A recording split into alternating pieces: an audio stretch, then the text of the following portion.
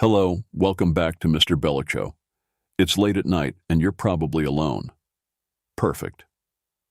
Today, we're exploring a story from the darkness of rural Oklahoma. A small-town cop discovers something impossible in the woods.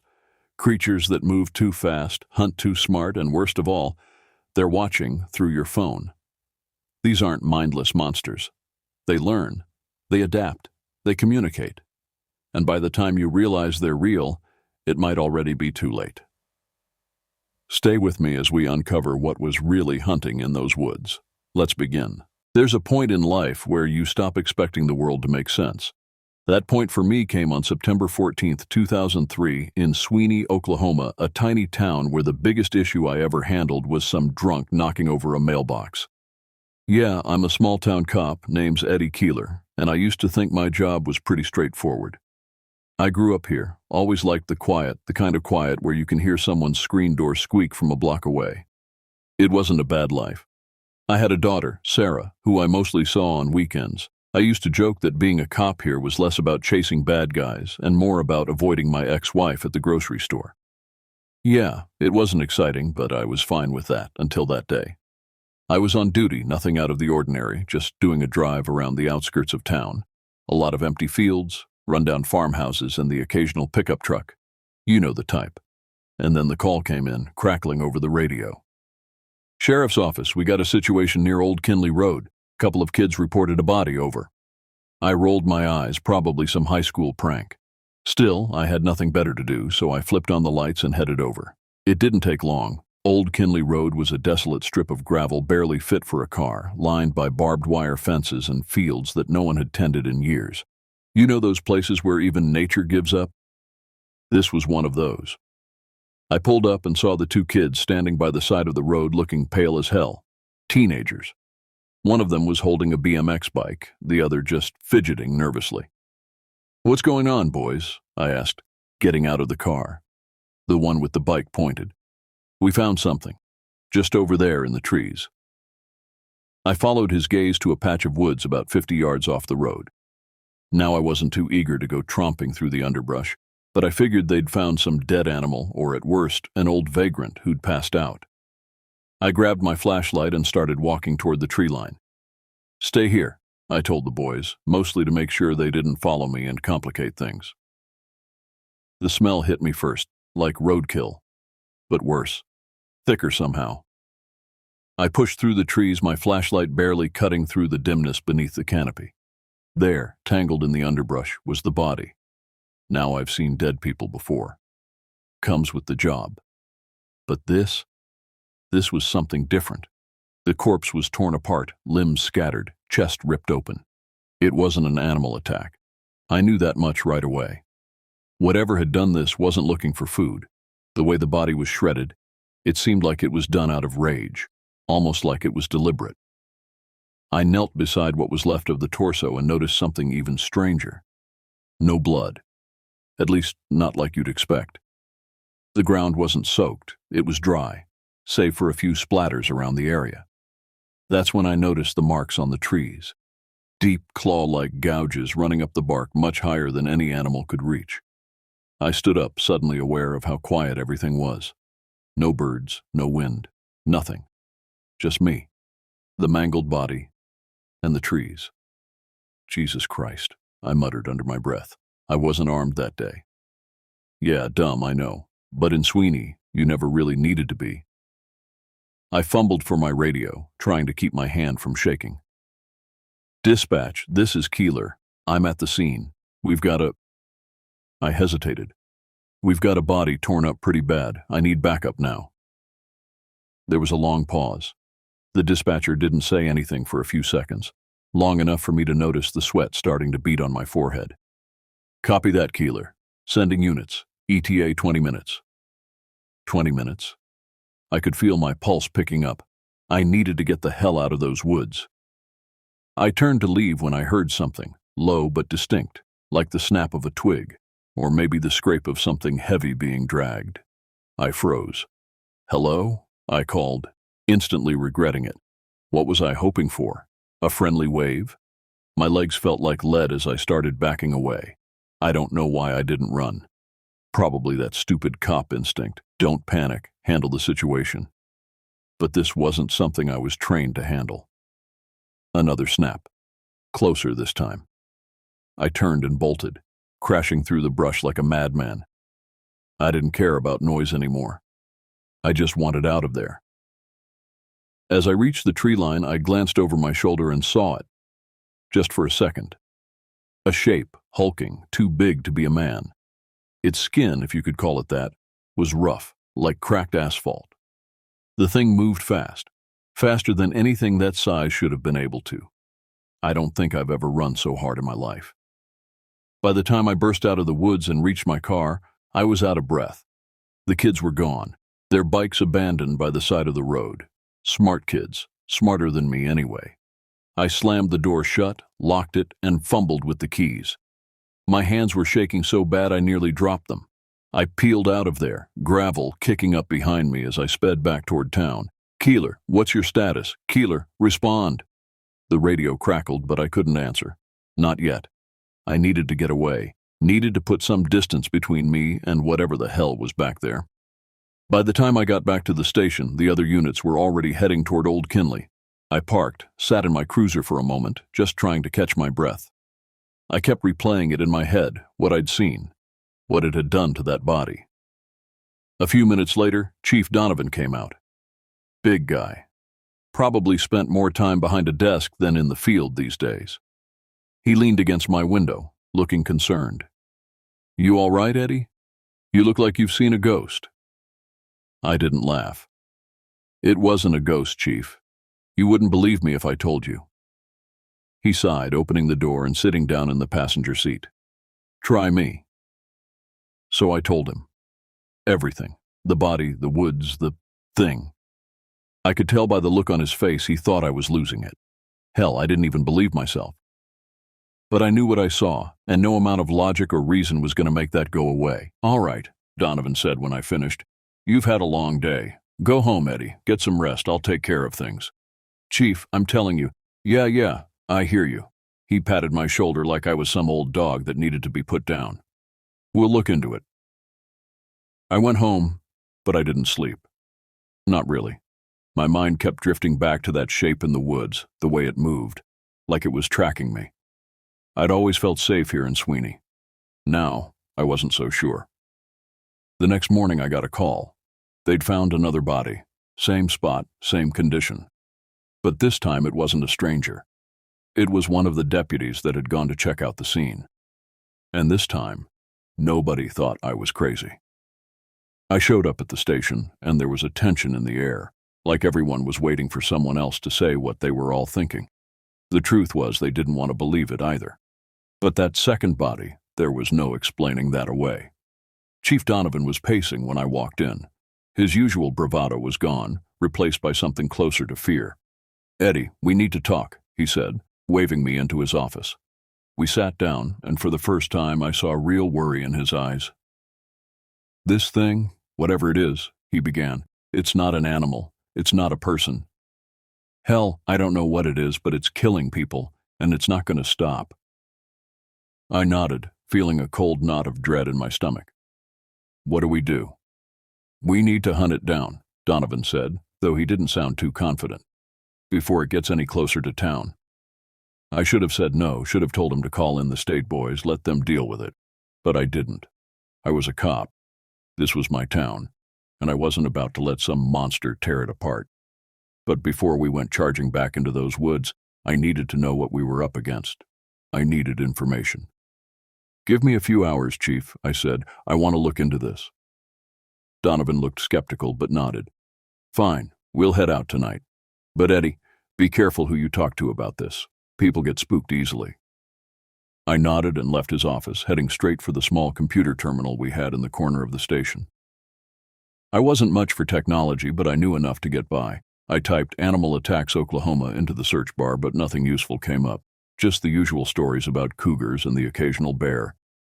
I tried "unexplained deaths" next, and that's when things got interesting. There was a forum, some kind of message board where people posted stories about weird shit they'd experienced. Most of it was obvious BS, but one thread caught my eye. "Something is hunting in the woods. The post was from someone calling themselves Woods Watcher, dated just 6 months ago. They described finding a body in the forests near a small town in Arkansas, not far from the Oklahoma border. The details matched what I'd seen: mutilated corpse, no blood, claw marks on trees. But what really got me was the description of what they'd seen lurking in the woods. A large humanoid creature with skin like cracked asphalt, moving unnaturally fast. My blood ran cold. This wasn't just happening here. I scrolled through the comments, most people dismissing it as fiction or a hoax. But a few seemed genuinely concerned, sharing similar stories from other small towns across the region. One user, TruthSeeker88, had compiled a list of similar incidents dating back to the 1970s. I clicked on their profile and found a rabbit hole of research. They'd been tracking these incidents for years, posting detailed analyses and maps showing a pattern of attacks moving slowly westward across the country. According to their timeline, the attacks happened in clusters, 3 or 4 in quick succession, and then nothing for months or even years. I jotted down what I could: names of towns, dates, descriptions. There wasn't much to go on, but it was a start. I was about to log off when a private message popped up on the screen. "Officer Keeler, I see you've been looking at my posts." My heart skipped a beat. How the hell did they know who I was? I hadn't registered, hadn't given my name. "Who is this?" I typed back. "Someone who knows what you're dealing with. The thing in your woods, it's been around a long time. Longer than you'd believe. What is it?" There was a long pause before the response came through. "We don't know. But we do know it feeds on fear as much as flesh. And it's not alone." "We? Who's we?"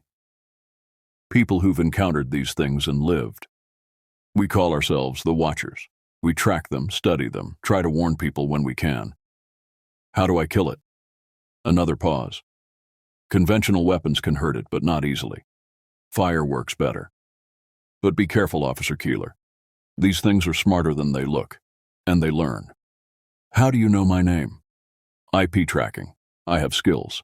Look, I can't talk long. They find ways to listen. Check your email. I've sent you what I can.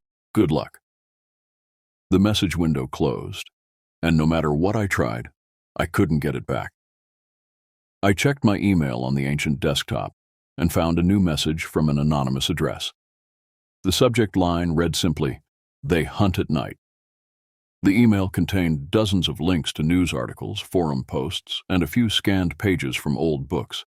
Stories of creatures stalking small towns, of mutilated bodies found in the woods, dating back centuries. Different descriptions in different places, but always the same pattern. Isolated communities, bodies torn apart, strange marks on trees. One image made my stomach turn. A photo from 1978, grainy and dark, but clear enough to see a massive, shadowy figure standing at the edge of a forest. Its proportions were all wrong, limbs too long, head too small, and its skin, even in the poor quality photo, I could see the cracked, almost charred texture. I printed what I could and shoved it all into a folder. My hands were shaking again, but this time it wasn't from fear. It was anger.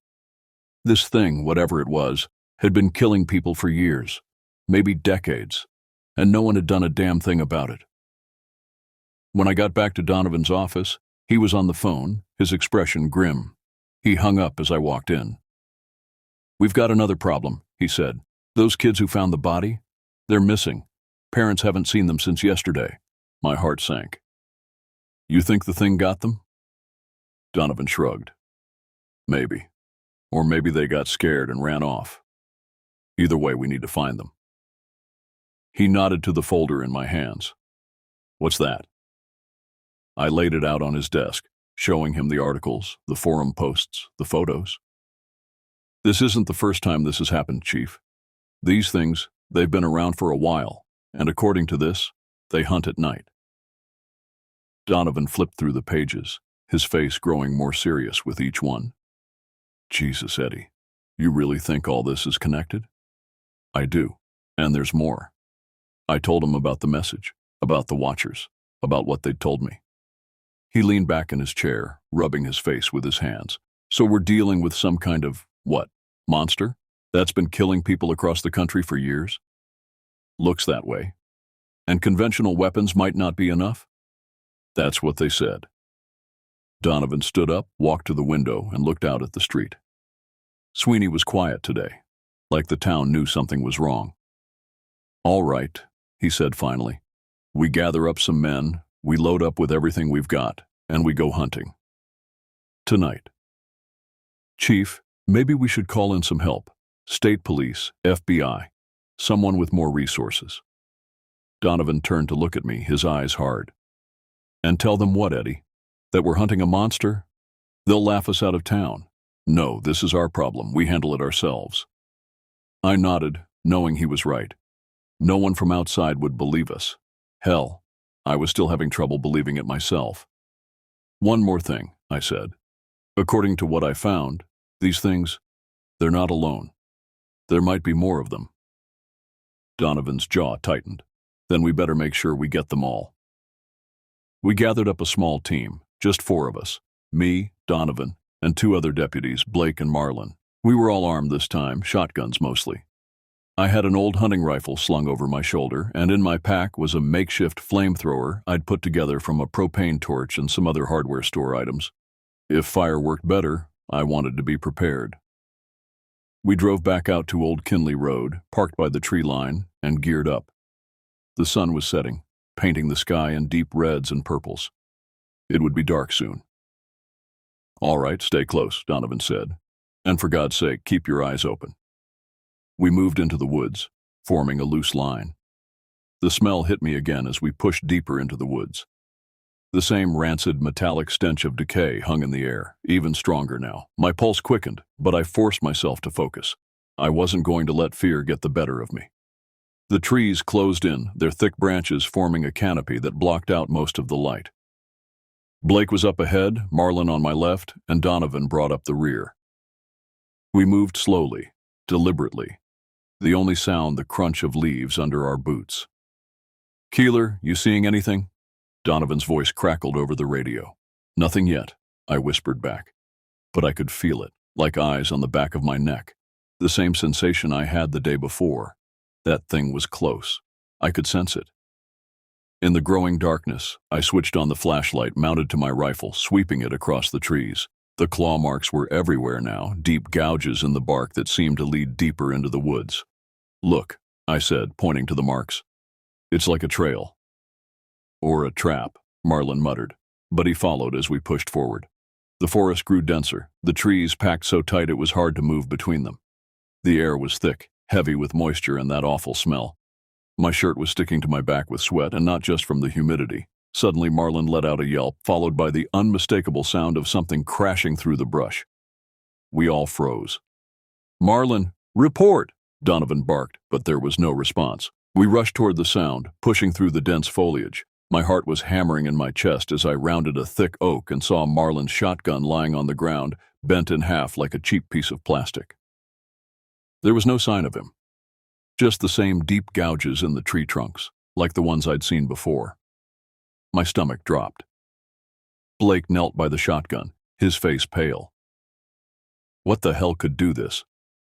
I didn't have an answer. Donovan grabbed Blake by the shoulder and pulled him up. Stay together, he growled. We're not splitting up. We find Marlin. We kill whatever did this.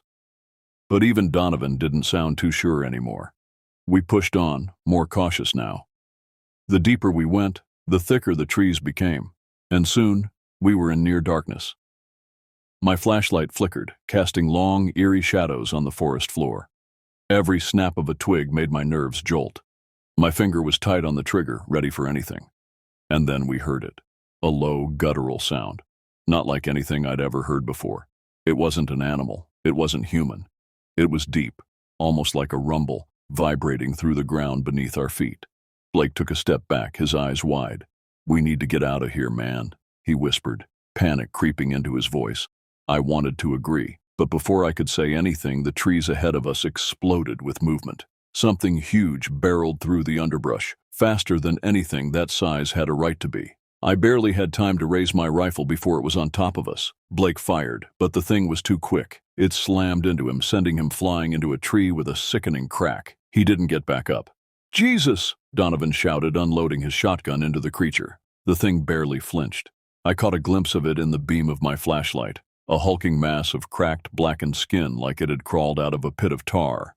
Its limbs were too long, its movements unnaturally fast and jerky like it didn't belong in this world. I fired my rifle, the shot echoing through the woods. The bullet hit, but the thing barely slowed down. It turned toward me, and in that moment, I knew I was dead. But then, out of nowhere, Marlon's voice rang out. "Over here!" He yelled from behind the thing, waving his arms like a maniac. The creature hesitated, its head snapping toward him. Donovan and I didn't waste the distraction. We opened fire, both of us unloading everything we had into the creature. The bullets seemed to finally find their mark, black ichor spurting from its wounds. As it staggered, I dropped my rifle and pulled out the makeshift flamethrower. "Fire!" I shouted to Donovan. "The guy online said fire works better." I didn't wait for a response. I ignited the torch and sent a stream of flame toward the creature. The effect was immediate and horrifying. The thing let out a shriek that seemed to pierce right through my skull, a sound so unearthly it felt like it was coming from somewhere else entirely. Its skin bubbled and popped, the flames catching like it was soaked in gasoline. The creature thrashed wildly, its limbs flailing as it tried to escape the fire. But we didn't let up. Donovan had produced a flare gun from somewhere and fired it directly at the thing's face. The forest lit up with an eerie red glow as the flare embedded itself in what might have been the creature's head. It stumbled, its movements becoming more erratic, before finally collapsing onto the ground with a heavy thud. We stood there for a moment, breathing hard, weapons still raised, waiting for it to move again. But it didn't. It just lay there, a dark, twisted heap in the dirt, flames still licking at its body. Marlon came over, limping slightly, but alive. "Holy hell," he muttered, looking at the thing on the ground. "What the hell is that?" I shook my head, still trying to process what had just happened. "I don't know." Donovan, panting and covered in sweat, walked up to the creature and nudged it with his boot. It didn't move. "Whatever it is, it's dead now," he said. But there was no relief in his voice. He was just as rattled as the rest of us. We stood there for what felt like an eternity, staring at the body of the thing. Its skin was cracked and charred, like it had been burned from the inside out. I didn't want to get any closer, but curiosity got the better of me. I knelt down and looked at its face, or what was left of it. Its mouth was too wide, its teeth jagged and uneven, and its hands, if you could call them that, were long and clawed, like something out of a nightmare. "Do you think there's more of them?" Marlon asked, his voice barely above a whisper. I didn't have an answer. None of us did. But one thing was for sure. Whatever this thing was, it didn't belong here. As we prepared to leave, I noticed something strange.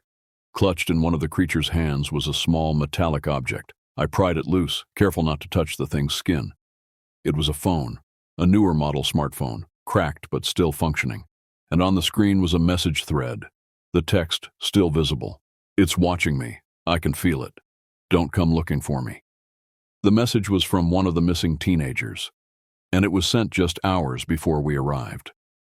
We loaded Blake's body into the back of the cruiser, the weight of it a reminder of how real this all was. I radioed for backup again, my voice steadier now, but my mind was still racing. By the time we got back to town, the sun was starting to rise. The early morning light didn't do much to erase the horrors of the night. Donovan pulled me aside as we walked into the station, his face set in a grim line. "This stays between us, Eddie. No one's going to believe what happened out there. Not the state boys, not anyone." I nodded, too tired to argue. He was right. We couldn't explain what we'd seen. Hell, I wasn't sure I believed it myself. "What about Blake?" I asked. Donovan sighed, rubbing the back of his neck. "We'll come up with something. Animal attack, something people can swallow. And the creature? We'll bury it," he said, his voice low. "Somewhere deep." I didn't argue. There wasn't much left to say. But I had the phone, and I needed answers. I took it home with me, careful not to show it to anyone at the station. It was evidence, sure, but evidence of what? No one would believe me if I told them the truth. Once I was alone, I examined the phone more carefully. The battery was almost dead, but there was enough juice left to scroll through it. The kid's name was Jason Miller, one of the teenagers who'd found the first body. His text history was mostly typical teenage stuff, but in the last few days, there were dozens of messages about the thing in the woods. He and his friend Tommy had been tracking it. They'd seen it multiple times before they found the body. They'd even taken photos. I scrolled through the camera roll, my hands shaking. Most of the photos were too dark or blurry to make out anything, but a few showed a dark shape moving between trees, those same claw marks visible on the trunks. But it was the browser history that really caught my attention. Jason had been researching the creature just like I had. He'd visited the same forums, read the same posts. But he'd gone deeper, much deeper. One site in particular, blackwoodresearch.net, seemed to be his main source. I grabbed my laptop and typed in the URL. The site looked old, the design straight out of the early 2000s. The header read, "Documenting the unexplained, from sightings to science." I clicked through the pages, reading articles about unexplained phenomena, cryptids, and strange occurrences across the country. Most of it seemed like typical paranormal enthusiast stuff, but one section stood out, the hollow ones. The article described creatures that matched what we'd seen in the woods. Humanoid but not human, with charred, cracked skin, unnaturally fast movements, and a preference for isolated communities. According to the site, they'd been documented for centuries, though under different names in different cultures. The article was detailed, scientific almost, with footnotes and references to historical documents, eyewitness accounts, and even a few blurry photographs. It described the creatures' behaviors, their hunting patterns, their apparent ability to hide in plain sight. But what really chilled me was the section titled Communication. According to Blackwood Research, these creatures, these hollow ones, weren't just monsters. They were intelligent. They could learn, adapt, and even use technology. There were documented cases of them using phones, computers, even creating online profiles to lure victims or track those who hunted them. The article included screenshots of forum posts supposedly made by the creatures, messages that seemed normal at first glance but contained subtle threats or impossible knowledge about the recipients. And some of those screenshots looked eerily familiar. I scrolled back through Jason's phone, looking at the messages he'd received in the days before his disappearance. Most were from Tommy or other friends, but a few were from unknown numbers with strange cryptic texts. "I see you in the woods. Your fear smells sweet. We've been waiting for someone like you." And the most recent, sent just before his last message, "The trees have eyes. We're watching." I felt a cold shiver run down my spine.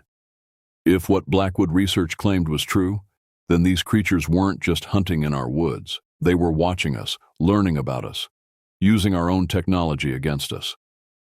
I dug deeper into the site, finding a forum where people shared their encounters with the hollow ones. The stories were terrifying but consistent. Small towns, isolated communities, people disappearing, bodies found mutilated, if they were found at all. And always the same description of the creatures. One thread caught my eye. They're spreading west. The original post was from 3 years ago, describing sightings across Arkansas and eastern Oklahoma. The pattern matched what Truthseeker88 had shown on the other forum, but it was the most recent reply that made my blood run cold. Posted just 2 days ago. They're in Sweeney now. God help them. The username was Woodswatcher, the same one from the other forum. I clicked on their profile and found a history of posts tracking the creatures' movements.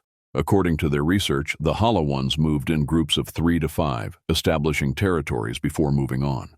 They'd been working their way west for decades, leaving a trail of missing persons and unexplained deaths in their wake. Woodswatcher's latest post included a detailed map of their movements, with Sweeney marked as active territory. And next to it, in bold red text, multiple entities confirmed. Multiple entities. That meant the one we'd killed wasn't alone. There were more out there. I was about to contact Woodswatcher when my phone rang. It was Donovan. "Eddie, we've got a problem. That thing we killed, it's gone." My heart sank. "What do you mean, gone? We killed it." "The body. It's not there anymore. We went back to bury it properly and the damn thing was gone. Just a burned patch on the ground where it was lying." "Could someone have moved it?" "Who?" "Nobody knew it was there except us. And Eddie, we found more tracks. Different ones. Smaller. Like there's more than one of these things out there." I closed my eyes, the weight of what I'd discovered pressing down on me. I know, Chief. I've been doing some research. The thing we killed, it's called a hollow one. And according to what I've found, they hunt in groups. There was a long silence on the other end of the line.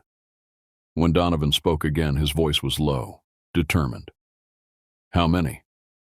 3 to 5, typically. So if we killed one, there could be 4 more out there. And Chief, there's something else. These things, they're smart. They use technology, phones, computers. They might even be watching us online. Another pause. Jesus, Eddie.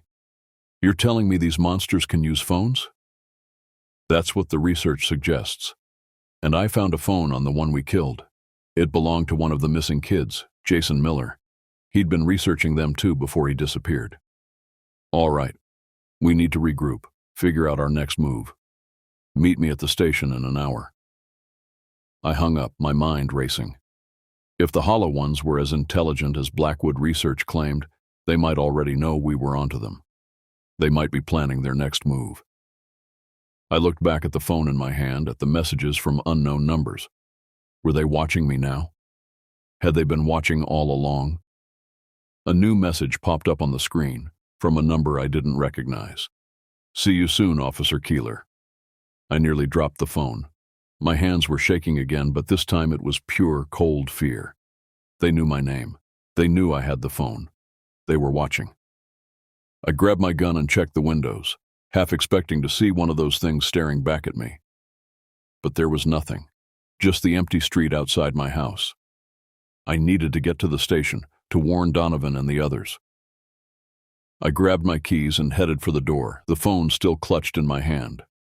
As I reached for the doorknob, another message came through. We're closer than you think.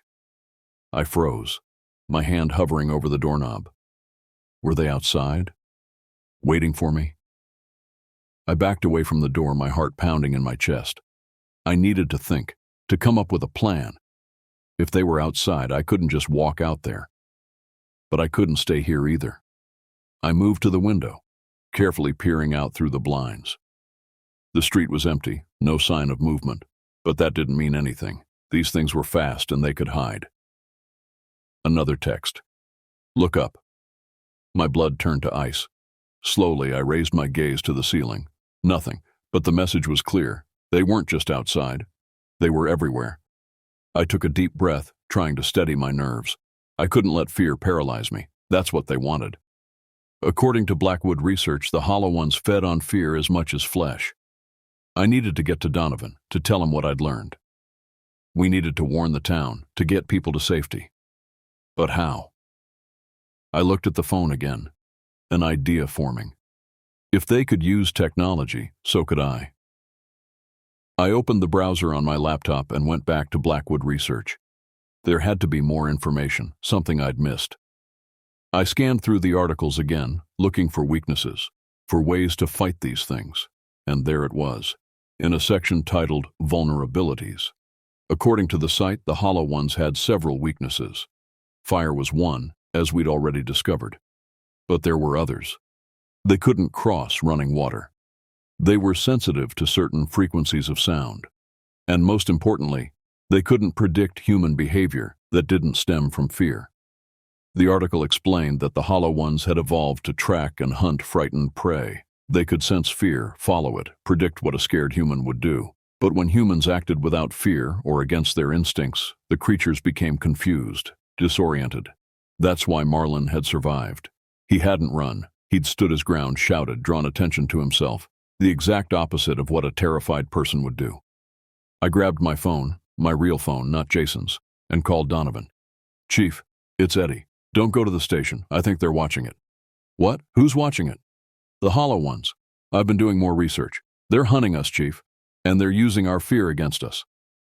I explained what I'd found, about their weaknesses, about how they tracked fear. Donovan listened in silence, and when I finished, he let out a long, slow breath. So what's the plan, Eddie? We need to warn people, get them somewhere safe. According to what I've found, these things avoid large groups. They prefer isolated targets. The school, Donovan said. It's big, it's central. We can gather people there. Good idea. But we need to be careful how we spread the word. If these things are monitoring phones, internet, I'll send officers door to door, quietly, no sirens, no panic, just tell people there's a dangerous animal in the area and we're gathering at the school as a precaution. All right.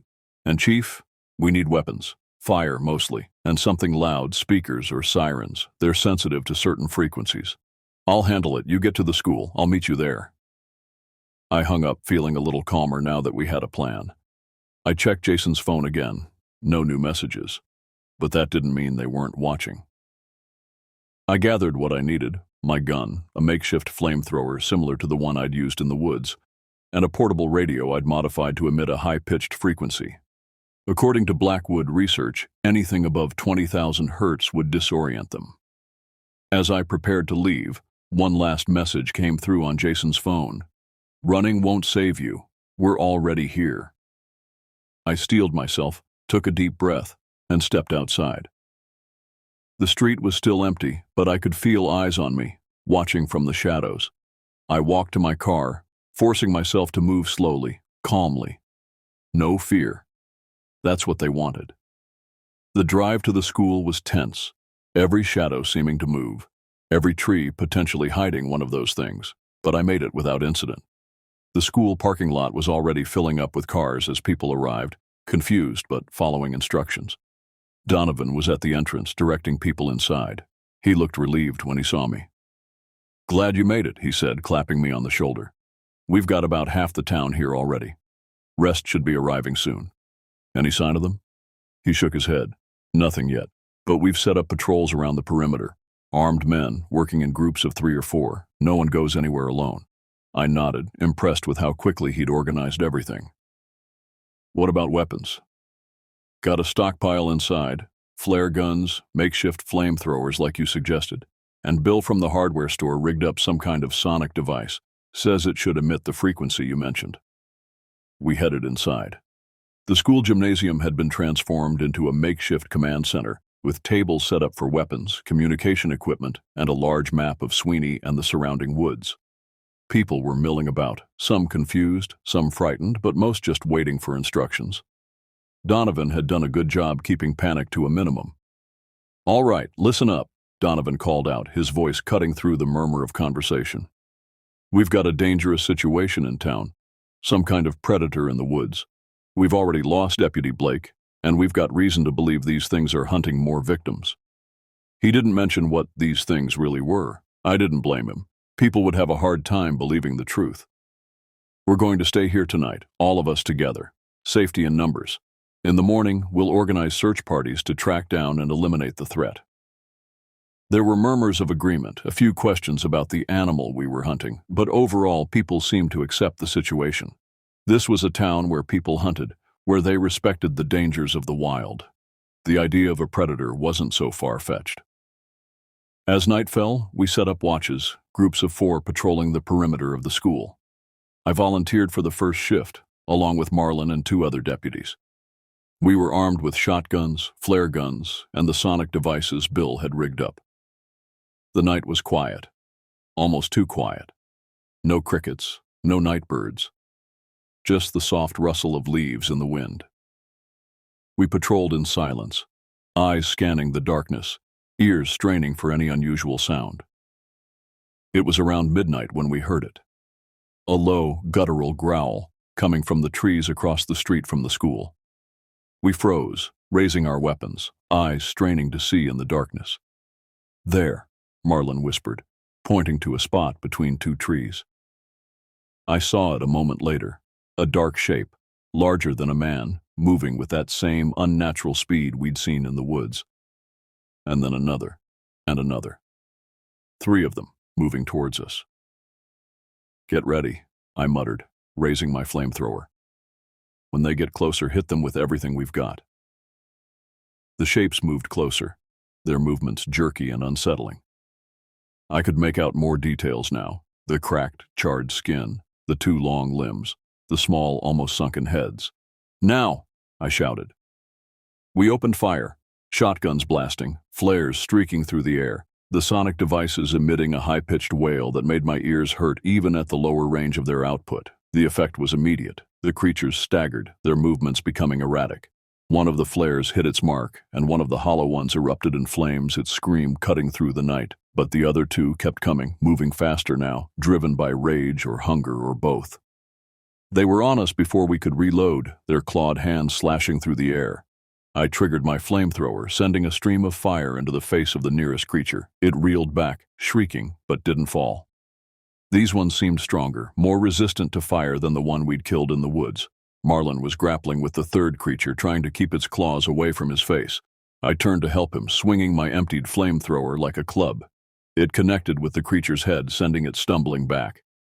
"The sonic device!" I shouted to Marlin. "Use it!" He fumbled for the device at his belt, his hands shaking. The creature was recovering, moving towards him again. I stepped between them, facing the thing down. "Over here, you ugly bastard," I called, waving my arms. The creature hesitated, its head tilting in an almost curious manner. It wasn't used to prey that didn't run, that didn't cower in fear. It was confused, just like Blackwood Research had said. Marlin got the device activated and a high-pitched wail cut through the air. The effect on the creatures was dramatic. They clutched at what might have been ears, their movements becoming erratic, pained. "The flamethrowers!" I shouted. "Now!" We unleashed fire on the disoriented creatures, streams of flame catching on their cracked skin. They thrashed and shrieked, trying to escape, but we didn't let up. The flames grew higher, consuming them, until all that was left were 3 burning heaps on the ground. But we'd learned our lesson from the first one. We kept the fire going, adding fuel from our packs, making sure they burned completely. No coming back this time. By morning, there was nothing left but ashes. We gathered them, put them in metal containers, and Donovan arranged for them to be buried in concrete, deep beneath the town's new water treatment plant. The official story was a pack of feral dogs, driven mad by disease. People accepted it. It was easier to believe than the truth. In the weeks that followed, we kept up the patrols, kept monitoring the woods, but there were no more sightings, no more attacks. Life in Sweeney slowly returned to normal, or as normal as it could be after what we'd seen. I kept in touch with Woods Watcher and the others on the forums, sharing what we'd learned, helping them track these things across the country. If the hollow ones were real, there had to be more of them out there, and someone needed to be ready. As for me, I still patrol the outskirts of town, still listen for that unnatural silence in the woods. And every night before I go to bed, I check my phone for messages from unknown numbers, half expecting to see those words again. We're watching. Because deep down, I know the truth. What happened in Sweeney wasn't the end. It was just the beginning. And somewhere out there, in the dark spaces between towns, in the shadows of the forest, they're waiting, watching, learning. And someday, they'll be back. The map spread across my lap fluttered in the breeze as our rented SUV bumped along the unpaved Forest Service road. Towering pines pressed in from both sides, their shadows dancing across the windshield as sunshine filtered through the canopy above. We were 3 days into our cross-country adventure, having left the crowded streets of Seattle behind for the remote wilderness of northern Idaho. "How much farther to this magical cabin of yours, Coda?" asked Jasper from the back seat, his Australian accent thickening with fatigue. He'd been my roommate during a study abroad program years ago, and when I mentioned this trip, he immediately booked a flight from Melbourne. Coda glanced at me from behind the wheel, his eyes crinkling with amusement. "According to our navigator here, we should be about 20 minutes out." Born and raised in Vancouver, Coda had been my hiking buddy for years, crossing the border whenever we planned an adventure. He'd found the cabin online, a remote rental property on the edge of a pristine lake, miles from civilization. "Better be worth the trek," said Naomi, Jasper's girlfriend, as she peered through the window at the increasingly dense forest. "I've never seen trees this tall before." "They call this area Atasaya's Domain," I said, recalling the information from the cabin listing. "It's an old name from local indigenous folklore." "What does it mean?" Jasper asked, leaning forward between the front seats. "The listing didn't say," I replied. "Just mentioned it was tied to local legends." "Probably a marketing gimmick," Coda said with a shrug. "Make the place seem mysterious." The SUV rattled over a particularly rough patch of road, and I gripped the dashboard. "Take it easy. If we blow a tire out here, we're screwed." We continued in silence for several minutes before the trees suddenly parted, revealing a glittering expanse of water. The lake stretched before us, its surface reflecting the afternoon sun like polished glass. On the far shore, mountains rose dramatically, their peaks still capped with snow despite the summer heat. "Now that," Jasper whispered, "is worth the drive." The cabin appeared around the next bend, a two-story structure of weathered logs with a wide porch facing the water. It looked rustic, but well-maintained, exactly as advertised. Coda parked beside it, and we tumbled out, stretching our legs after the long drive.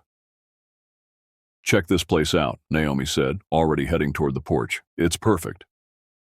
The interior was spacious and surprisingly modern, with a fully equipped kitchen, comfortable furniture, and large windows overlooking the lake. Upstairs, 4 bedrooms provided ample space for our group. After claiming rooms and unpacking, we gathered on the porch with beers, watching the sun begin its descent behind the mountains. "To adventure," Coda said, raising his bottle. We clinked bottles and drank, but something about the forest beyond the clearing made the hair on my neck stand up.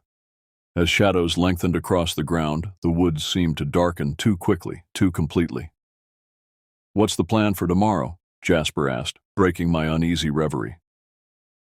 "There's a trail that circles the lake," I said, pulling out a trail map I'd printed before leaving Seattle. "About 15 miles total. Should take us most of the day with stops." "Perfect," Naomi said. "I want to take tons of photos." As night fell completely, we moved inside. Coda built a fire in the stone fireplace while I prepared a simple dinner. The conversation flowed easily, old friends catching up and making plans for the days ahead. But every so often I found myself glancing toward the windows, where our reflection stood stark against the darkness outside. Later, as we were cleaning up, Naomi paused, head tilted. "Did you guys hear that?" We all went silent, listening. From somewhere in the darkness came a sound, not quite a howl, not quite a scream. Something between the two, rising and falling on the night air. "Coyote," Coda said dismissively. "They make weird noises." "That didn't sound like any coyote I've ever heard," I replied, moving to the window. The glass reflected only our concerned faces and the warm light of the cabin. Beyond was absolute darkness. "Whatever it was, it's far away," Jasper said, though he didn't sound convinced. When we finally retired to our rooms, I found myself unable to settle. My window faced the forest, and as I prepared for bed, I noticed something, a flicker of movement between the trees.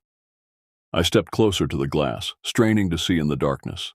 There, at the forest's edge, a figure stood motionless, too tall and thin to be human, yet standing upright like a man.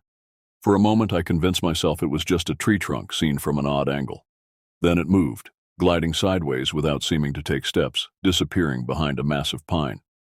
I backed away from the window, heart hammering. Sleep came much later, and when it did, my dreams were filled with strange sounds and distorted shapes moving just beyond my field of vision. Morning arrived with golden sunshine and the cheerful calls of birds, making the previous night's unease seem foolish. Over breakfast, I considered mentioning what I'd seen, but decided against it. No need to start our adventure with ghost stories. "Perfect day for hiking," Coda announced, checking the weather on his phone. "Not too hot, clear skies." We packed day packs with water, lunch, and emergency supplies. Just before leaving, I noticed a carving beside the front door that I'd missed the day before. A stylized figure with an elongated head and unnaturally long limbs. "What's this supposed to be?" I asked the others. Naomi examined it closely. "Looks old. Maybe it's related to that Atasaya name you mentioned." "Creepy-looking fella," Jasper commented. "Local mascot, maybe?" Coda was already heading down the steps. "Come on, daylight's wasting." As we set off down the trail that would take us around the lake, I glanced back at the cabin once more. The carving seemed to watch us go, its crude features somehow expressing hunger. I hurried to catch up with my friends, pushing the thought from my mind as we ventured deeper into the wilderness. The hiking trail started pleasantly enough, a well-maintained path winding along the lakeshore, occasionally dipping into the forest before emerging again with spectacular views of the water. Sunlight dappled through the canopy, and the air was rich with the scent of pine and earth. By mid-morning, we'd made good progress, stopping frequently for Naomi to photograph particularly striking vistas. "This place is unreal," she said, adjusting her camera settings to capture a bald eagle soaring above the lake. "I could spend weeks here just taking pictures." "Glad you're enjoying it," I replied, consulting our map. "We should reach the halfway point in about 2 hours. There's supposed to be a waterfall and a good spot for lunch." Coda, who had taken the lead, suddenly stopped and crouched down, examining something on the trail. As we caught up, I saw what had caught his attention: unusual tracks pressed into the soft earth. "What kind of animal made those?" Jasper asked, peering over Coda's shoulder. The tracks were perplexing, larger than a human footprint but shaped all wrong. They appeared to have been made by something walking on 2 legs, but the impressions were elongated and ended in what looked like sharp points rather than toes. "Not sure," Coda admitted, his typically confident expression faltering. "Maybe a bear walking funny? Or a deer that dragged its hooves?" I studied the tracks more closely. They didn't look like any animal sign I'd encountered in my years of hiking the Pacific Northwest. More disturbing was how they seemed to appear suddenly on the trail, as if whatever made them had dropped from above. "Let's keep moving," I suggested, unable to shake a growing sense of unease. Probably just some weird erosion pattern. We continued hiking, but the easy conversation that had carried us through the morning gradually died away. I found myself scanning the forest more intently, attuned to every sound and movement. Twice I thought I glimpsed something moving parallel to our path, just beyond the trees, but when I looked directly, there was nothing there. About an hour later, the trail narrowed as it led us away from the lake and deeper into the forest. The trees grew more dense here, blocking much of the sunlight and creating a perpetual twilight beneath their branches. Moss hung from the trunks, and the undergrowth became thicker, sometimes encroaching on the path. "Is it just me, or did it get really quiet?" Naomi asked, glancing around nervously. She was right. The forest had fallen silent. No bird song, no rustling of small animals in the underbrush. Even the breeze seemed to have died away, leaving an unnatural stillness in its wake. "Probably just the time of day," Coda offered, though he didn't sound convinced. "Animals rest during midday heat." "It's not that hot," Jasper pointed out, "and there's hardly any sun getting through these trees." We pressed on, each of us lost in our own thoughts. The trail began to climb, becoming steeper and rockier. I checked the map again, confirming we were still on the right path, though it seemed different from the description I'd read online. "We should be coming up on that waterfall soon," I said, trying to sound more confident than I felt. Instead, we emerged into a small clearing where the trail seemed to vanish completely. Confused, I turned in a circle, looking for where the path continued. "This can't be right," I muttered, consulting the map again. "The trail should go straight through here." "Maybe we took a wrong turn," Jasper suggested. "There weren't any junctions," Coda said, frowning. "We've been on the same path the whole time." Naomi wandered to the edge of the clearing, peering into the trees. "Guys," she called, her voice tight with tension. "You need to see this." We joined her at the clearing's edge. There, hanging from the branches of several trees, were crude figures made of twisted branches and animal bones. They swayed slightly, though there was no breeze to move them. "What the hell are those?" Jasper whispered. "Trail markers?" Coda suggested weakly. "No way," I said, stepping closer to examine one of the figures. It was roughly humanoid, but with disproportionately long limbs and a head fashioned from what appeared to be a small animal skull. These looked like warning signs. A twig snapped somewhere in the forest beyond, and we all froze. I scanned the trees but saw only shadows and dense undergrowth. "I think we should go back," Naomi said, clutching her camera like a talisman. "This doesn't feel right." I was inclined to agree, but as I turned to retrace our steps, I realized with a sinking feeling that I couldn't identify the trail we'd arrived on. The clearing now seemed to have multiple paths leading away from it, all identical. "Which way did we come from?" I asked, trying to keep the panic from my voice. Coda pointed confidently to a gap in the trees. "That way. I remember that fallen log." But Jasper shook his head. "No, we came from over there. See the broken branch? We passed that just before entering the clearing." They were pointing in completely different directions. I looked to Naomi, who just shrugged helplessly. "Let me check the GPS," I said, pulling out my phone. No signal. The map app showed only our approximate location, with no trails marked nearby. "This doesn't make sense. We can't be that far off the main trail. Let's just pick a direction and stick to it, Coda suggested. If we head west, we'll eventually hit the lake, and we can follow the shore back to the cabin. It seemed like our best option. I checked my compass, identified west, and we set off in that direction. The forest grew denser as we walked, the ground becoming increasingly uneven and difficult to traverse. After about 20 minutes of pushing through undergrowth, we should have reached the lake, but there was no sign of water, only more trees stretching endlessly ahead. We need to stop and think, I said, trying to control my growing fear. This isn't working. We gathered in a small space between massive tree trunks. The forest canopy had become so thick that little daylight penetrated, casting everything in a gloomy half-light despite it being early afternoon. Could we climb a tree? Jasper suggested. Get a better view of where we are? Coda nodded and began assessing the nearest trees for climbable branches. As he searched, I noticed Naomi had gone very still, her gaze fixed on something behind me.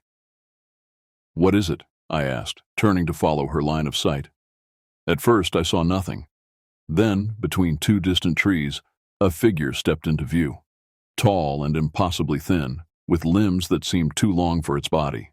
It stood motionless, partially hidden by a pine trunk, but I could make out its head, elongated and appearing to end in a pointed snout or beak. Do you see that? Naomi whispered, her voice barely audible.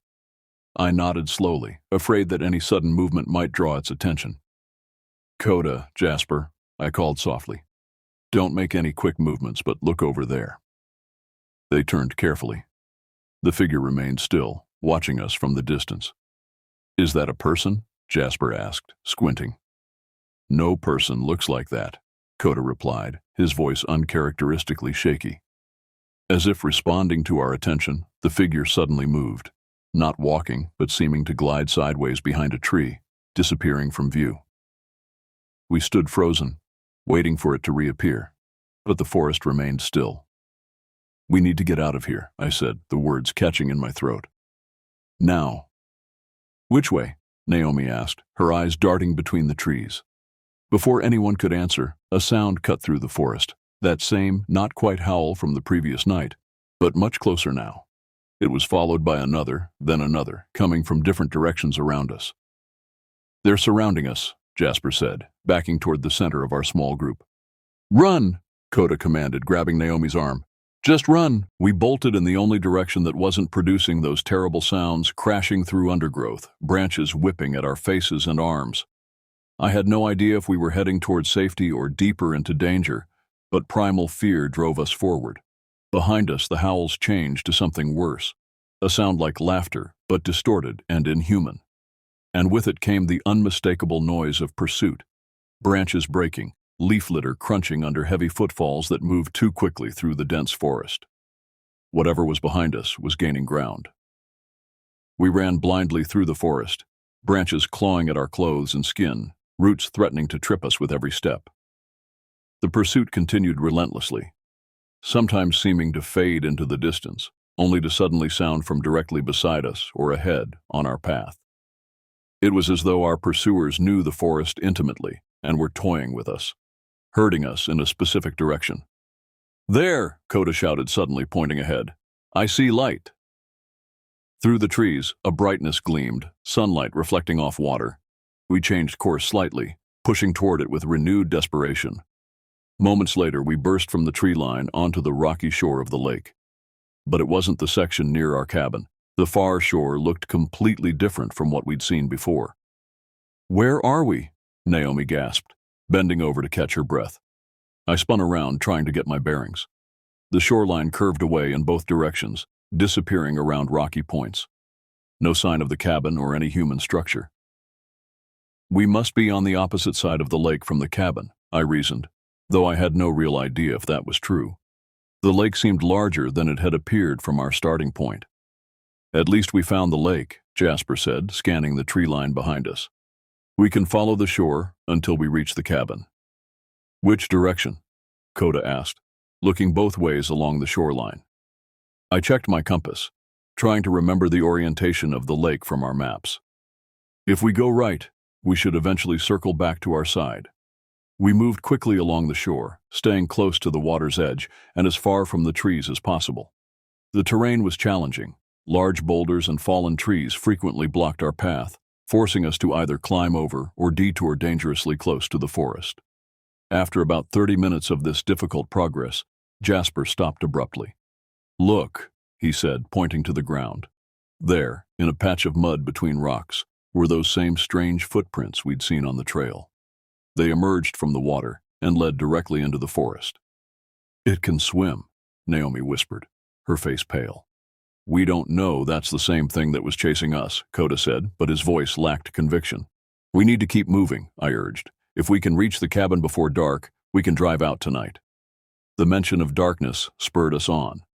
None of us wanted to be caught outside when night fell. We increased our pace, scrambling over obstacles with reckless speed. The afternoon sun was already sliding toward the mountains, casting long shadows across the lake. After another hour of relentless hiking, I spotted something through the trees ahead, a structure of some kind. "Look," I pointed. "Could that be the cabin?" We hurried forward, hope renewing our energy. But as we drew closer, my heart sank. It wasn't our rental cabin, but a much older, smaller structure. A hunter's blind or storage shed, long abandoned.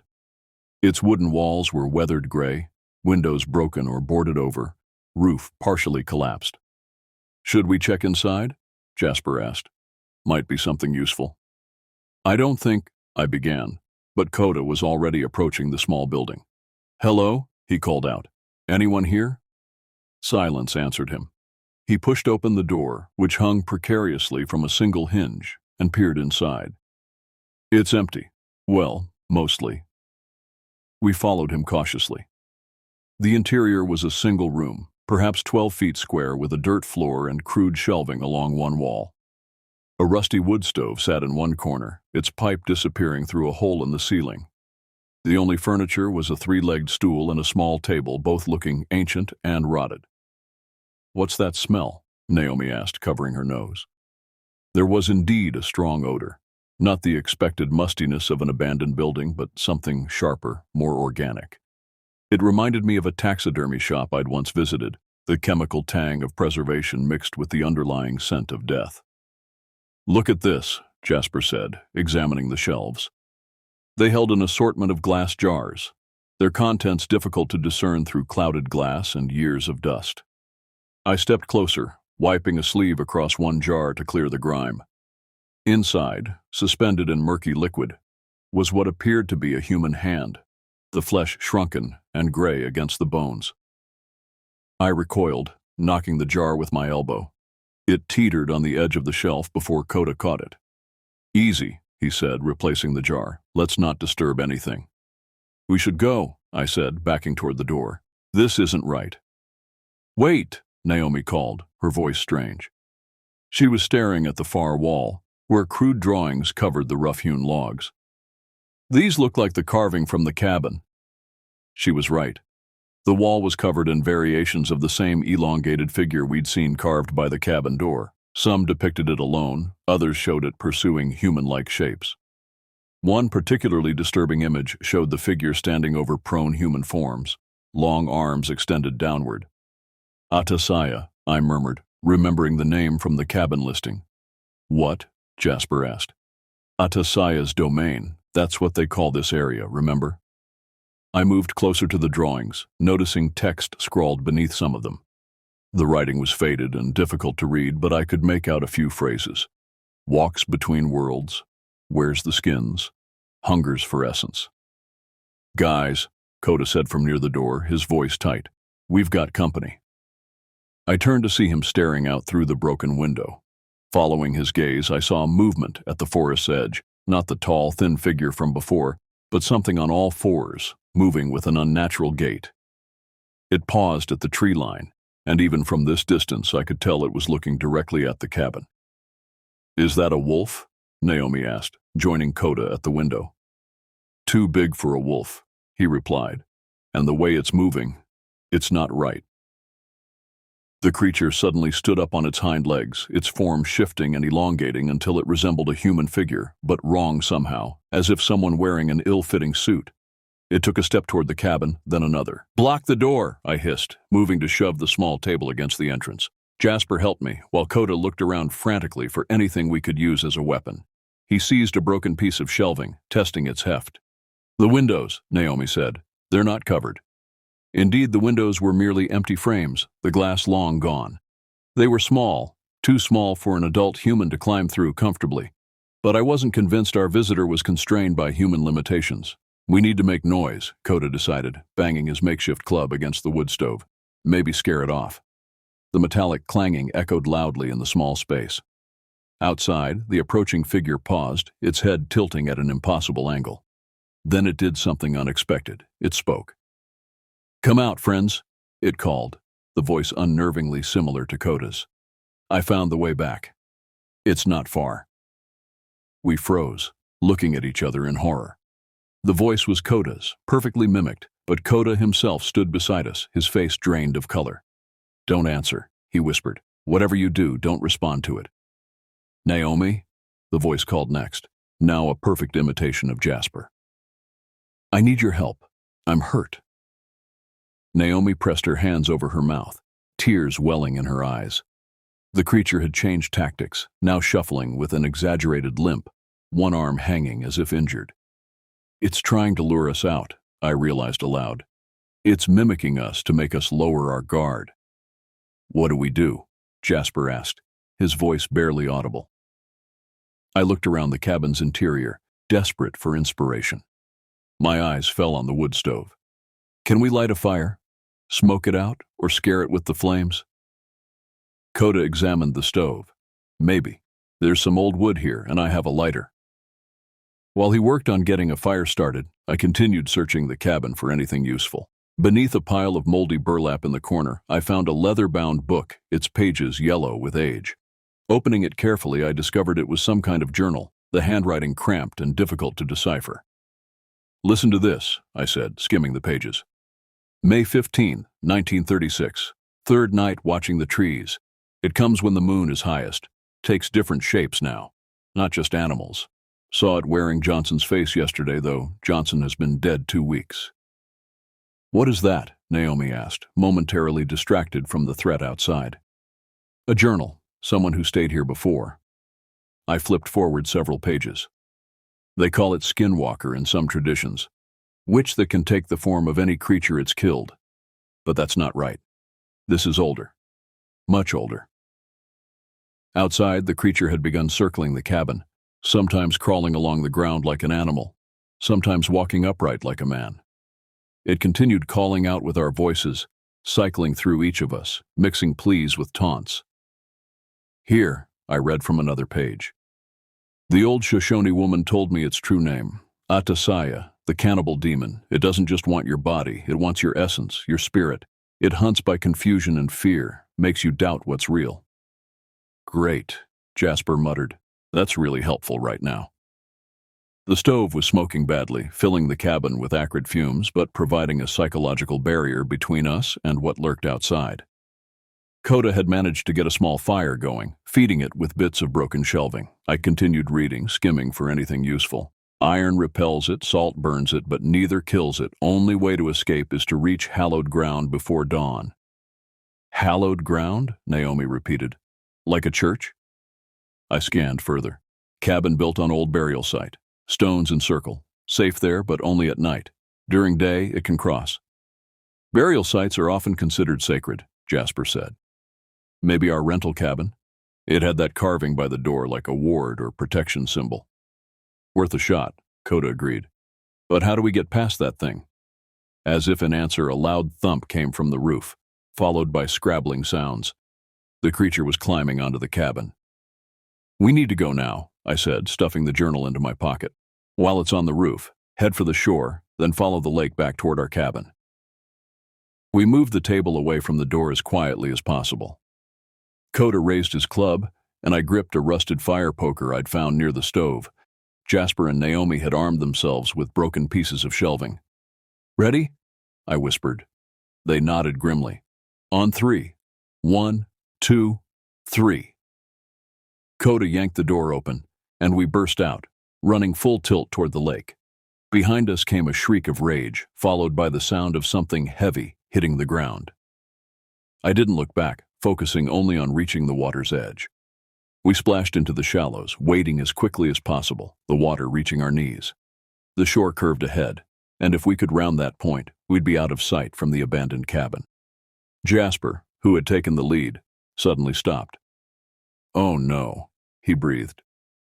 Standing on the shore ahead, blocking our path, was another figure, identical to the one behind us. It stood perfectly still, watching as we faltered in the water. "There's more than one," Naomi whispered in horror. "Or it can move faster than we thought," I said. Either way, we were trapped between two predators, with darkness falling rapidly around us. Twilight descended over the lake, the water turning from blue to slate gray to black as the sun disappeared behind the mountains. We stood frozen in the shallows, caught between the creature following from the cabin and its twin blocking our escape along the shore. "The water," Coda suggested urgently. "We go deeper in. They seem to prefer staying on land." It wasn't much of a plan, but it was all we had. We moved further into the lake, the cold water rising to our waists. The bottom was rocky and uneven, forcing us to move carefully to avoid stumbling. Behind us, the first creature reached the shore, joining its counterpart. They stood side by side, watching us with an unsettling patience. "What are they waiting for?" Jasper whispered, clutching his makeshift weapon. "Night to fall completely," I guessed, remembering the journal's words. "They hunt in darkness." As if confirming my theory, the creatures began to change as the last light faded from the sky. Their forms seemed to melt and reform, growing taller, thinner, less human in their proportions. Their arms elongated until they nearly touched the ground, and their heads stretched upward, features disappearing into shadow. "Keep moving," I urged, pushing deeper into the water. "Follow the shoreline from out here." We waded parallel to the shore, the water now at chest height. The cold was intense, seeping into our bones, but fear kept us moving. The creatures paced us from land, occasionally testing the water's edge, but not venturing in. "I don't think I can stay in this much longer," Naomi said through chattering teeth. The cold, she was right. Hypothermia would kill us long before we could circle the entire lake. We needed another plan. "The cabin can't be that far," I said, trying to sound more confident than I felt. "We've been following the shore for hours. It has to be around one of these bends." "And what if it isn't?" Jasper asked. "What if we've been going in circles?" It was a possibility I'd been trying not to consider. The lake was larger than it had appeared from our cabin, and without clear landmarks, we could easily have become disoriented. As we rounded another rocky point, Coda suddenly stiffened. "Look," he said, pointing across the water. At first I saw nothing in the gathering darkness. Then a light flickered, faint but unmistakable, glowing warmly in the distance. "Is that the cabin?" Naomi asked, hope creeping into her voice. "Has to be," Coda replied. "Nothing else out here has electricity." The light was perhaps a mile away, on what appeared to be the opposite shore. Swimming would be faster than continuing to wade along the perimeter, but the water was dangerously cold, and none of us knew what might be lurking beneath the surface. Our decision was made for us when one of the creatures suddenly entered the water, moving with a horrible fluid grace, its elongated limbs propelling it forward like some nightmare version of a swim stroke. "Go!" I shouted. "Swim for the light." We plunged forward, abandoning the shallow water for the depths. The cold hit me like a physical blow as I began to swim, my waterlogged clothes dragging against every stroke. Behind us, I could hear splashing, the sound of pursuit. The distance seemed impossible, the light barely growing larger as I swam with increasing desperation. My muscles burned with cold and exertion, and my lungs struggled to find enough air. The others were nearby, their own labored breathing and splashing forming a counterpoint to the sounds of the creature gaining on us. Something brushed against my leg underwater, a touch so light it might have been weeds, except for the deliberate way it wrapped around my ankle. I kicked frantically, breaking free, and renewed my efforts to reach the distant shore. "It's the cabin," Coda called out suddenly. "I can see the dock." He was right. As we drew closer, the light resolved into the familiar outline of our rental cabin, a golden glow spilling from its windows onto a small wooden dock extending into the lake.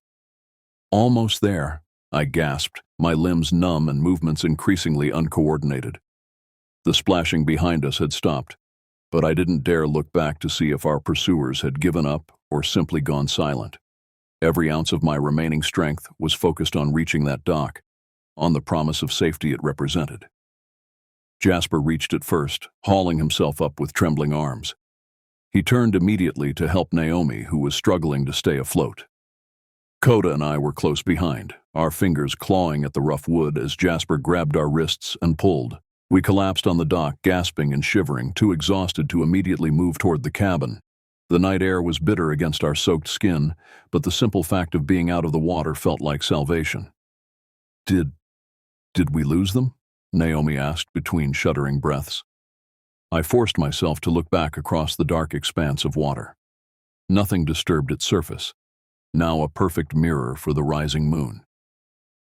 I think so, I said, though uncertainty gnawed at me. The journal mentioned hallowed ground. Maybe the cabin area is protected somehow. Let's not test that theory, Coda said, struggling to his feet. Inside. Now. We staggered up the dock and across the short stretch of shore to the cabin. The door was just as we'd left it, unlocked. Coda pushed it open and we tumbled inside, slamming it shut behind us and throwing the deadbolt. The warmth of the cabin was almost painful against our frozen skin. We stood dripping on the entryway rug, suddenly aware of how bedraggled and frightened we must appear. We need to get out of these wet clothes, Jasper said practically. Then we can figure out what to do next. We dispersed to our rooms, changing quickly into dry clothes before reconvening in the main room. Coda had built a fire in the fireplace, its warmth slowly driving away the deep chill from our swim. So what now? Naomi asked, huddled under a blanket on the couch. Do we leave tonight? I checked my phone. Still no signal. I don't think driving out in the dark is a good idea. Those Forest Service roads are treacherous, even in daylight. So we wait until morning? Coda didn't sound thrilled with the prospect. What about them? I pulled the journal from my pocket. Miraculously, it had survived the swim, though the pages were damp and even harder to read. According to this, we're safe here at night. It's some kind of protected ground. But not during the day, Jasper remembered. So we need to leave at first light before they can cross onto the property.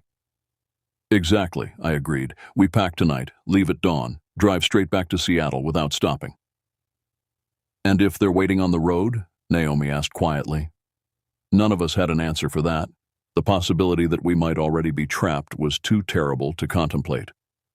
We spent the next hour preparing for a hasty departure, packing our belongings, loading what we could into the SUV, making sure our phones and cameras were charged in case we needed them.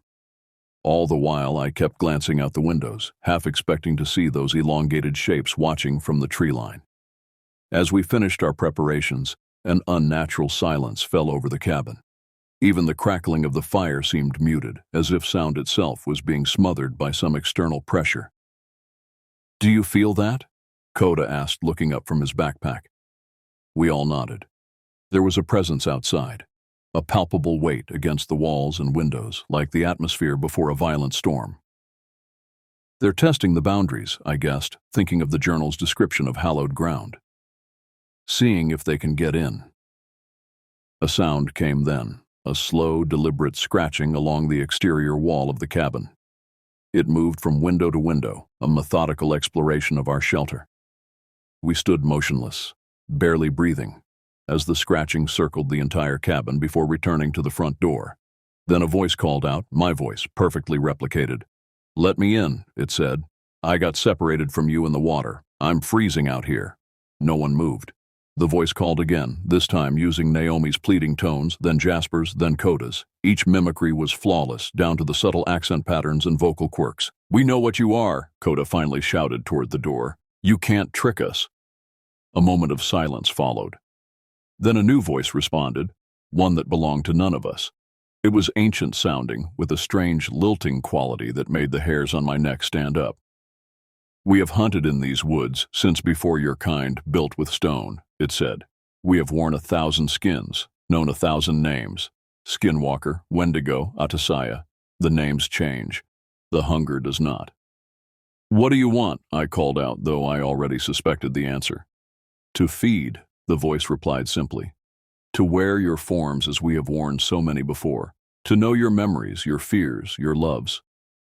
You can't come in, Jasper said, his voice cracking slightly. This place is protected. A sound like laughter, but wrong, dissonant, emanated from beyond the door. Protection fades. Blood seeps from the earth. The old magic thins. As if to emphasize this point, a violent thump shook the front door, making us all jump. The deadbolt held, but the wood around it splintered slightly. The car, I whispered urgently. We need to make a run for it now. But the journal said they can cross during the day, Naomi protested. I don't think we have until daylight, Coda replied grimly as another blow struck the door, widening the crack in the frame. We moved quickly, grabbing our emergency bags and car keys. The SUV was parked just 15 feet from the front porch, a short sprint, but one that would expose us completely. Back door? Jasper suggested. I shook my head. They're probably surrounding the cabin. Our best bet is to all run together, straight for the car. Coda, you have the keys. The rest of us will cover you until you get it started. Another powerful blow hit the door, this time accompanied by the sound of wood giving way. We had seconds, not minutes. On my count, I said, positioning myself near the door. 3, 2, 1, go! I threw the deadbolt and yanked the door open. We burst out onto the porch, momentarily blinded by the darkness after the cabin's light. Shapes moved in the yard. Tall, impossibly thin figures that seemed to flow rather than walk, converging rapidly on our position. Run! I shouted, pushing Coda ahead toward the SUV. We sprinted across the yard, the creatures closing in from all sides. One lunged at Naomi, its elongated arm reaching for her shoulder. Jasper swung his backpack, striking the limb away with a sound like breaking branches. The creature recoiled, but only for a moment. Coda reached the SUV first, fumbling with the key fob. The vehicle's lights flashed as the doors unlocked, and we piled in, slamming and locking the doors just as the first creature reached us. It pressed against the driver's side window, a face that was not a face, just stretched skin over an elongated skull, with hollow pits where eyes should be. Coda jammed the key into the ignition, and the engine roared to life. More creatures surrounded the vehicle, their limbs scrabbling against the metal and glass, seeking entry. One climbed onto the hood, its body contorting in ways that defied anatomy. Another jumped onto the roof, the impact denting the metal above our heads. Go! I shouted as Coda threw the SUV into reverse. We shot backward, the sudden acceleration throwing the creature off the hood. Coda spun the wheel, turning us toward the access road, then shifted into drive and floored the accelerator. The SUV surged forward, tires spinning on the gravel before finding purchase. The creatures gave chase, moving with incredible speed on their elongated limbs. For a terrible moment, I thought they might catch us. Then the SUV's power asserted itself, and we began to pull away. Don't slow down, I urged Coda, watching the shapes recede in the side mirror. Not until we hit the main road. The Forest Service road was even more treacherous in darkness, the SUV's headlights illuminating only a short distance ahead. Coda drove with reckless determination, navigating the twists and bumps by instinct as much as sight. We clung to whatever handholds we could find, jerking and swaying with the vehicle's motion. After what seemed like hours but was probably only 20 minutes, the road widened and the surface changed from gravel to pavement. We had reached the county highway. Did we make it? Naomi asked, her voice small in the darkness of the car. I looked back one last time. The road behind us was empty, the forest a solid wall of blackness. I think so, I said cautiously. But we shouldn't stop until we're back in Seattle. Coda nodded grimly, keeping his foot heavy on the accelerator as we sped away from Atasaya's domain, leaving behind the ancient hunger that dwelled in those remote woods. The drive back to Seattle passed in a blur of headlights and tension. We spoke little, each of us lost in our own thoughts, processing what we had experienced. Coda drove mechanically, his knuckles white on the steering wheel, while Jasper kept watch out the rear window, as if expecting pursuit even on the interstate. Naomi dozed fitfully beside me, occasionally startling awake with small sounds of distress. Dawn broke as we approached the city, the familiar skyline emerging from the morning mist like a promise of normality. Only when we were firmly within the bounds of civilization, surrounded by the morning commute traffic, did I feel the knot in my chest begin to loosen. We returned to my apartment, exhausted but too wired to sleep. While Naomi showered and Jasper made coffee, Coda and I sat at my kitchen table, staring at the journal I had taken from the abandoned cabin. Its pages had dried into stiff, wrinkled sheets, but the text remained legible. "We should destroy it," Coda said quietly. "Burn it and forget everything that happened." I ran my fingers over the faded handwriting. Would that change what we experienced? Would it make it less real? He had no answer for that. The journal's final entry, dated October 3, 1937, read simply, "They follow, not just in the forest now. I see them in town, wearing familiar faces, wearing my friend's skin. No one believes me. Moving east tomorrow. Maybe they can't cross the mountains." "He ran," I said, "just like we did." "Smart man," Coda replied. When Jasper and Naomi joined us, we attempted to discuss what had happened, to make sense of our experience in the rational light of day, but the conversation kept circling back to the same unanswerable questions. What were those creatures? Why had they hunted us? Had we truly escaped? "I've been researching skinwalkers," Naomi said, showing us her laptop screen. "There are similar legends in many Native American traditions. Navajo have skinwalkers, Algonquian have Wendigo. Others have different names for similar concepts." The journal mentioned Atasaya, I reminded them, said it was older than the other legends. "Here," Naomi said, pointing to her screen. "There's a brief mention in this folklore collection. Atasaya is described as a cannibal demon in some Pueblo traditions, a predator that consumes not just flesh, but spirit. That fits with what it said to us," Jasper noted. "The hunger does not change." A sober silence followed his words. Outside, the city continued its normal rhythms, traffic flowing, people walking to work, life proceeding as if our world hadn't been fundamentally altered. "What do we do now?" Coda finally asked. "Report it to someone? The Forest Service? Local authorities?" "And tell them what?" I countered. "That we were chased by ancient shape-shifting entities? They'd think we were hoaxers or hallucinating from bad mushrooms. So we just move on?" Naomi looked incredulous. "Pretend it never happened?" "Not pretend," I said, "but accept that some experiences can't be shared or validated by the wider world. This is something only we know, only we understand." "I'm canceling my hiking plans for the foreseeable future," Jasper said with a weak attempt at humor. "Thinking of taking up indoor rock climbing instead." A laugh, small but genuine, broke the tension. We spent the rest of the day together, reluctant to separate, finding comfort in our shared experience, even as we began the process of compartmentalizing it, of fitting it into lives that needed to continue. That evening, Jasper and Naomi left for their hotel, planning to fly back to Australia the following day. Coda decided to stay one more night before returning to Vancouver. As I walked him to the guest room, he paused in the hallway. "Do you think they could follow us?" he asked quietly. "Like the journal said?" I considered lying, offering reassurance, but we'd been through too much together for that. "I don't know," I admitted. "But if they could, wouldn't they have done it already?" He nodded, though uncertainty lingered in his eyes. "Just be careful, okay? Watch for signs." "You too," I replied. Later, alone in my room, I found myself drawn to the window, staring out at the city lights. Seattle felt foreign after the primal terror of the forest, too bright, too loud, too filled with distractions. But somewhere beneath the urban veneer, I sensed the ancient earth still pulsing, still harboring secrets older than humanity. I thought about the journal's author, fleeing east across the mountains. Had he found peace? Or had the hungry shadows eventually caught him? I would never know.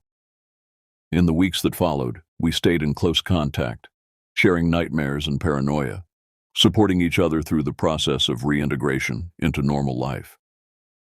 Jasper and Naomi postponed their wedding plans, needing time to process their experience. Coda took a leave of absence from work, spending time with his family on Vancouver Island. I found myself unable to sleep without lights on, jumping at shadows and studying strangers' faces for signs of something inhuman wearing human skin. Gradually, though, the sharp edges of memory began to dull. Not enough to forget, never that, but enough to function. to move forward. We had survived Atasaya's domain, carrying our experience like a secret talisman, a reminder that the world is larger and stranger than most people ever realize. Sometimes, especially when fall winds rattle my windows, I take out the journal and read its yellowed pages. Not for answers. I've accepted there are none to be found, but as a connection to others who have glimpsed behind the veil of ordinary reality. And sometimes, in the moments between waking and sleep, I think I hear a sound like scratching at my bedroom door. A voice that might be my own calls my name, asking to be let in. I keep the deadbolt locked just in case. The email arrived on a Tuesday morning, buried between promotional newsletters and work updates. My college friend Kai had organized a cross-country camping trip, a 2-week adventure through some of America's most remote wilderness areas. His message exuded enthusiasm, descriptions of pristine lakes, ancient forests, and starlit nights away from civilization. A reunion of old friends. "You need this," my girlfriend had said when I showed her the invitation. "You've been working too hard." She wasn't wrong. The past year had been brutal, an endless cycle of deadlines and stress that left little room for anything else. I couldn't remember the last time I'd done something purely for enjoyment. The thought of disconnecting, truly disconnecting from emails, calls, and the relentless pace of city life was more appealing than I cared to admit. 3 weeks later, I found myself at a small regional airport in northern Montana, squinting against the bright sunlight as I scanned the parking lot for Kai's weathered blue truck. I spotted it pulling up with a cloud of dust trailing behind. Kai hadn't changed much since our university days. Same crooked smile, same relaxed demeanor, though a few more wrinkles framed his eyes. "You made it!" he exclaimed, throwing my duffel into the truck bed. "Thought you might bail at the last minute." "Almost did," I admitted. "Work's been crazy." "City life," he scoffed playfully. 2 weeks out here and you'll forget what a deadline even is." As we drove away from the airport, the landscape gradually transformed. Towns became sparser, mountains loomed larger, and forests stretched endlessly on either side of the increasingly narrow roads. Kai filled me in on the others who would be joining us. Maya and Levi from Vancouver, a couple he'd met during a hiking expedition in the Canadian Rockies 2 years ago, and Jasper, an Australian photographer documenting North American wilderness areas for a book. "They're already at the first campsite," Kai explained. "Place called Whispering Pines, not on most maps. Local secret. Old lodge there hasn't been used in years, but the area around it is perfect for camping." The drive took nearly 3 hours, the last 45 minutes on a rutted dirt road that seemed to lead nowhere. My phone had lost service an hour back, and the GPS had given up entirely, leaving us to rely on Kai's memory and a tattered paper map. "Almost there," he said as we rounded a bend and the trees opened to reveal a small clearing. Beyond it lay a vast mirror-like lake, the water so still it perfectly reflected the surrounding pine-covered mountains and the cloud-streaked sky above. On the shore stood 3 tents and a small figure waving enthusiastically. As we pulled closer, I could make out Maya's distinctive red hair catching the sunlight.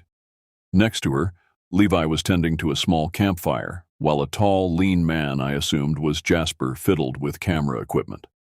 The knot of tension I'd been carrying between my shoulders began to ease as I stepped out of the truck. The air was different here, clean and sharp with the scent of pine and something else I couldn't quite identify, something ancient and earthy. "Welcome to nowhere," Maya called out, approaching with a thermos. "Coffee? We just brewed some."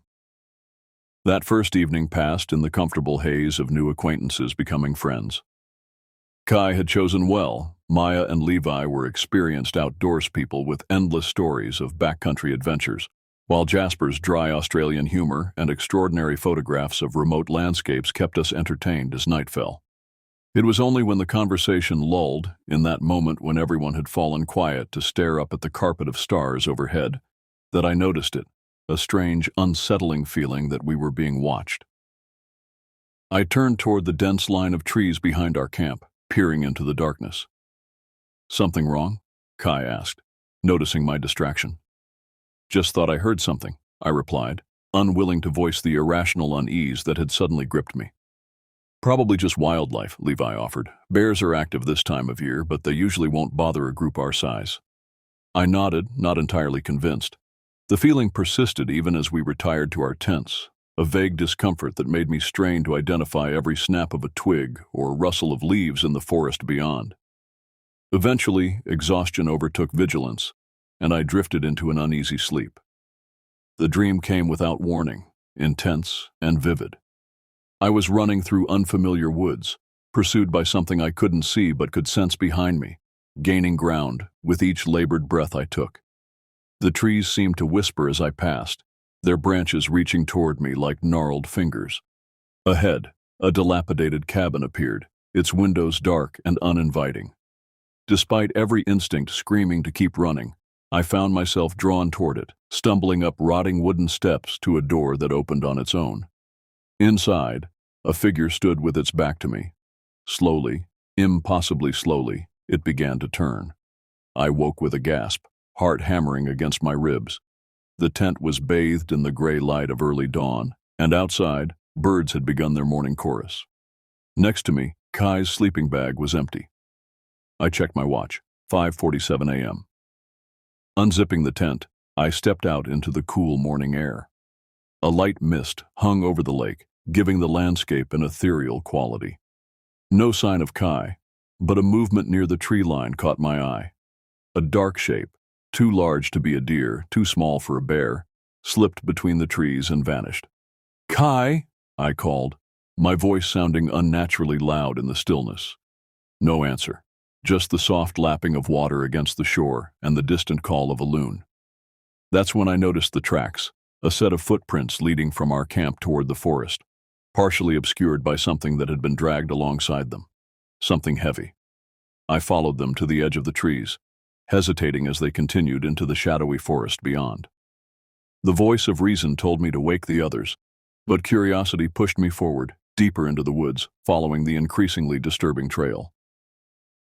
The footprints ended abruptly at a small clearing where the ground was scuffed and disturbed, as if a struggle had taken place. My heart rate quickened as I spotted a dark stain on a nearby rock. Bending closer, I confirmed my fear. It was blood, still wet. Looking for something? I whirled around to find Kai standing behind me, a string of fish in one hand, a filleting knife in the other. Relief flooded through me.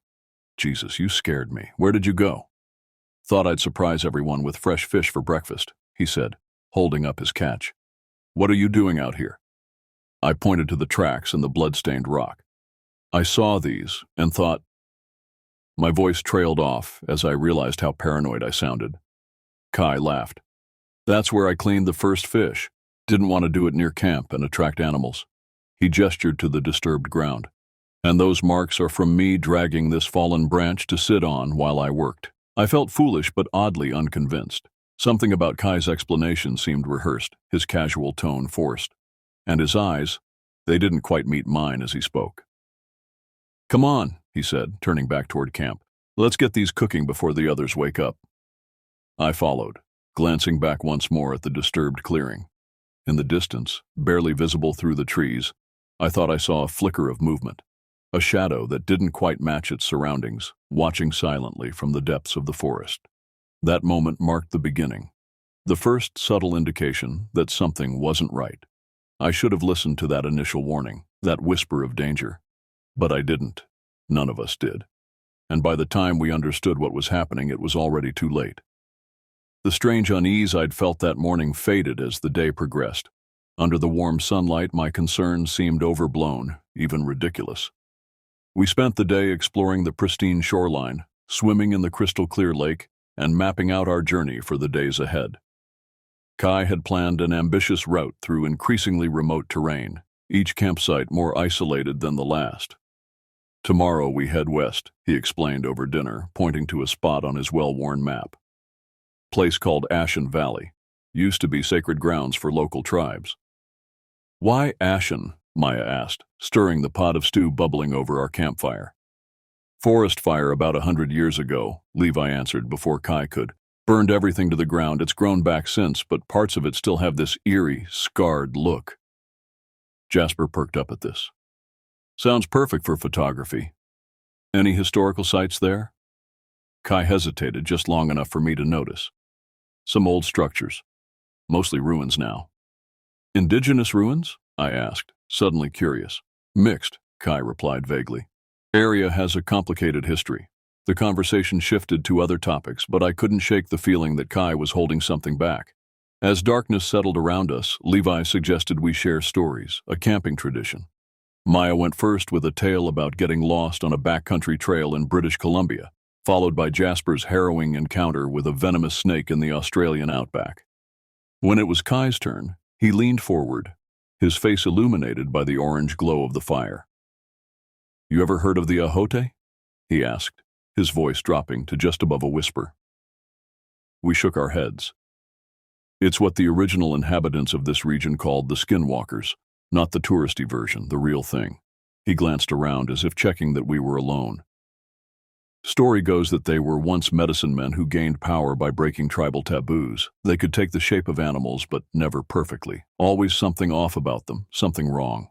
Despite the warmth of the fire, I felt a chill run down my spine.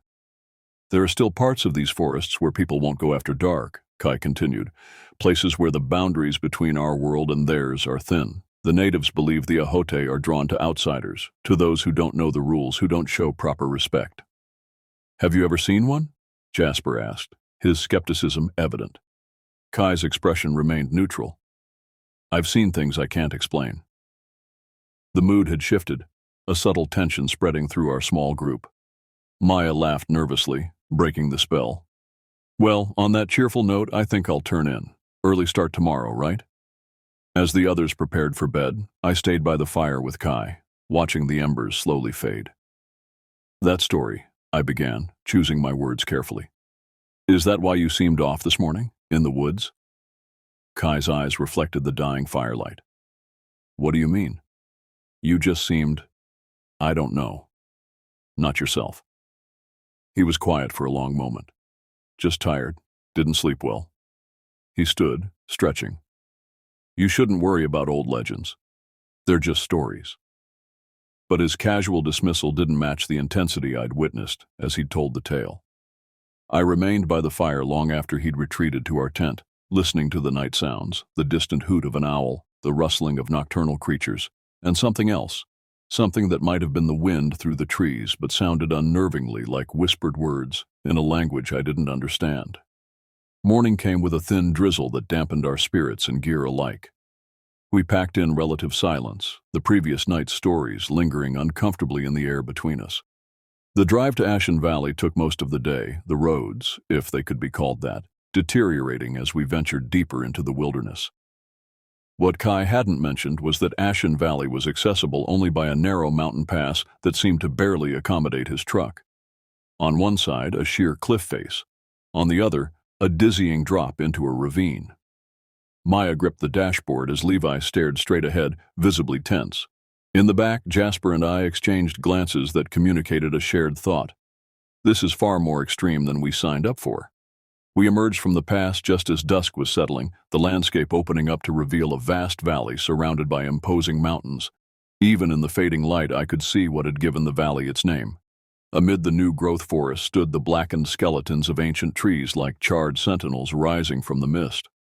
"Home for the next few days," Kai announced, pulling into a small clearing.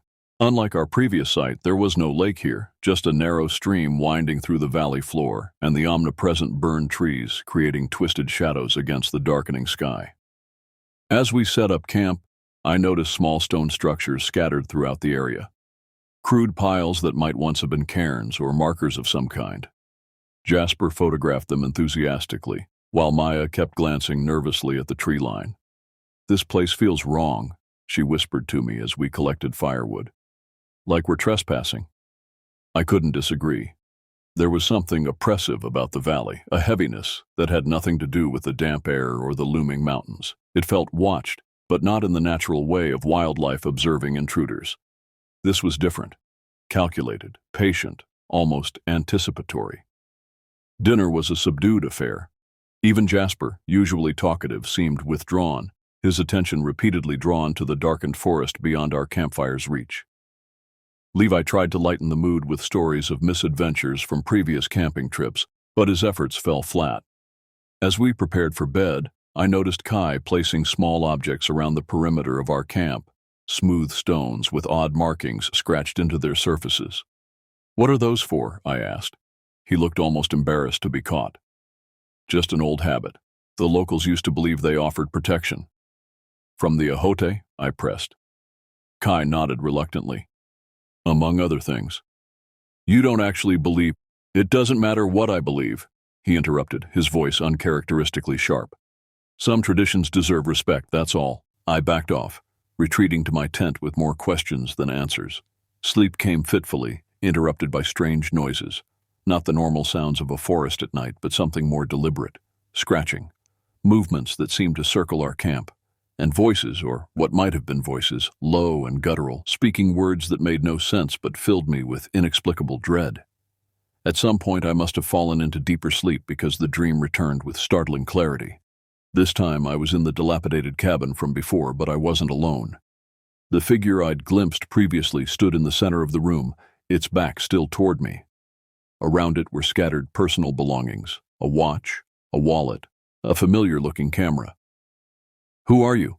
I heard myself ask. The figure began to turn, slowly revealing a face that was almost human but fundamentally wrong, features that shifted and blurred as I tried to focus on them. Its eyes, though, were perfectly clear, ancient, knowing, and filled with malicious intent. "You brought it here," a voice said from behind me. I turned to find Kai standing in the doorway, his expression one of resigned horror. "You shouldn't have come." Before I could respond, the inhuman figure moved with impossible speed, not toward me, but toward Kai. As it reached him, it began to transform, its body contorting and reshaping until I woke with a strangled cry, drenched in cold sweat despite the chill night air. The tent was dark, but through the thin fabric I could see that dawn was approaching, casting a faint gray light over our campsite. Kai's sleeping bag was empty again. This time I didn't hesitate. Pulling on my boots and jacket, I unzipped the tent and stepped out into the misty morning. The camp was still, no sign of anyone else awake. I checked the others' tents. Maya and Levi were sound asleep, but Jasper's tent was empty as well. A sense of urgency drove me toward the trees where I'd seen Kai place his protective stones. They were still there, but something was wrong. Each one had been turned upside down, the markings now facing the earth.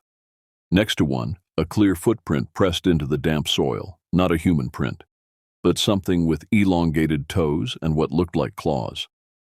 Heart pounding, I followed the direction the print seemed to indicate, moving deeper into the forest where the burned trees stood like black pillars against the lightening sky.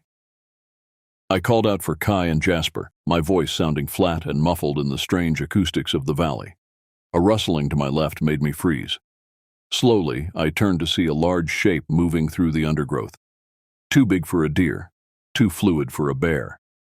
It paused, and I caught a glimpse of what might have been an antlered head, but the proportions were wrong, the neck too long, the posture too upright. It shifted slightly, and I realized with rising horror that it was looking directly at me. I ran. Blind panic propelled me forward, away from the creature, deeper into unfamiliar territory. Branches whipped at my face, roots threatened to trip me, but terror kept me moving. I had no direction, no plan beyond escape. When I finally stopped, gasping for breath, I realized I was completely lost.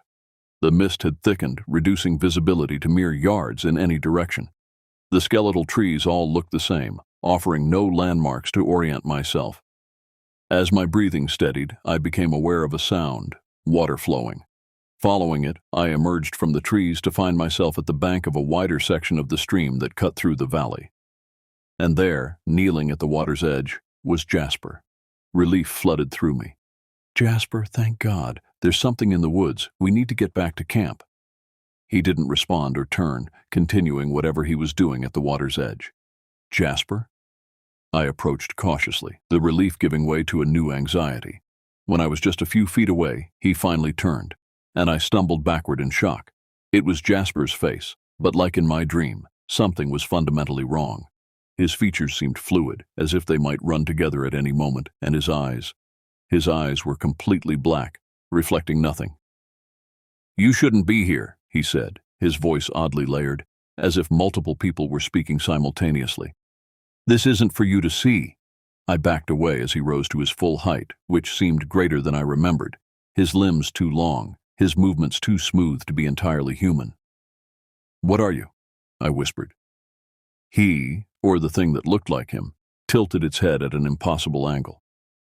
"I am becoming," it replied, "as we all must."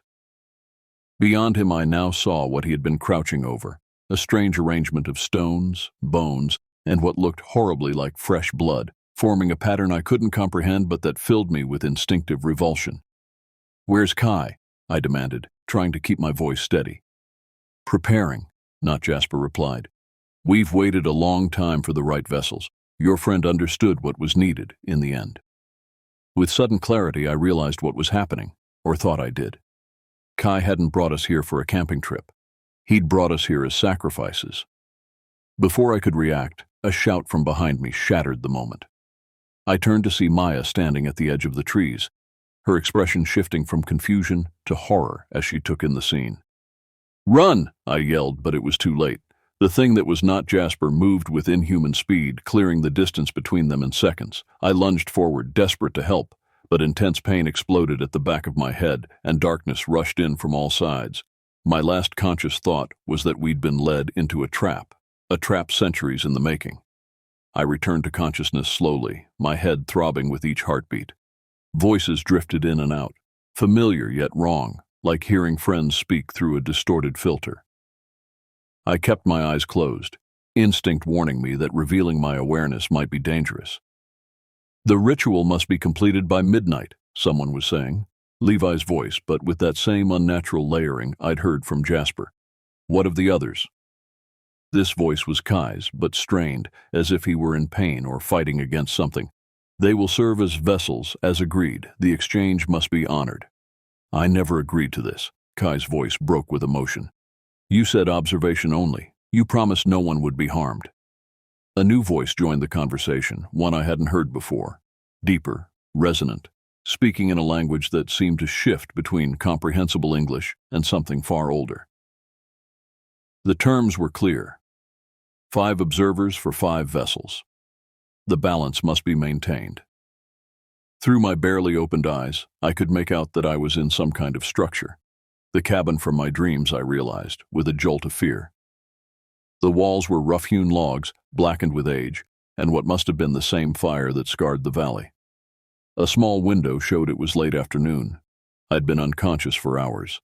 I was bound to a chair, arms secured behind me, rope cutting into my wrists. Turning my head slightly, I saw Maya similarly restrained nearby, still unconscious. No sign of Jasper. At the center of the cabin stood Levi, but changed, his posture too rigid, his movements jerky, as if his body were an ill-fitting suit. Before him knelt Kai, head bowed, and looming above them both was something. I couldn't focus on it directly. My mind seemed to slip away from its form, registering only impressions, antlers, elongated limbs, a face that was almost human but constructed incorrectly, like a child's drawing brought to horrifying life. "The first transition is complete," Not Levi said. The Australian's essence was compatible. His memories serve us now. The realization hit me like a physical blow. Jasper was gone, his body now inhabited by something else, something ancient and malevolent. And Kai had led us here knowing this might happen. I must have made some sound because suddenly all attention turned to me. The creature's gaze fell upon me, and I felt a pressure in my mind, as if something were trying to look inside, to root through my thoughts and memories. "This one is awake," it said, the words forming in my mind rather than my ears. "Its fear is exquisite." Kai looked up, meeting my eyes with an expression of complicated guilt.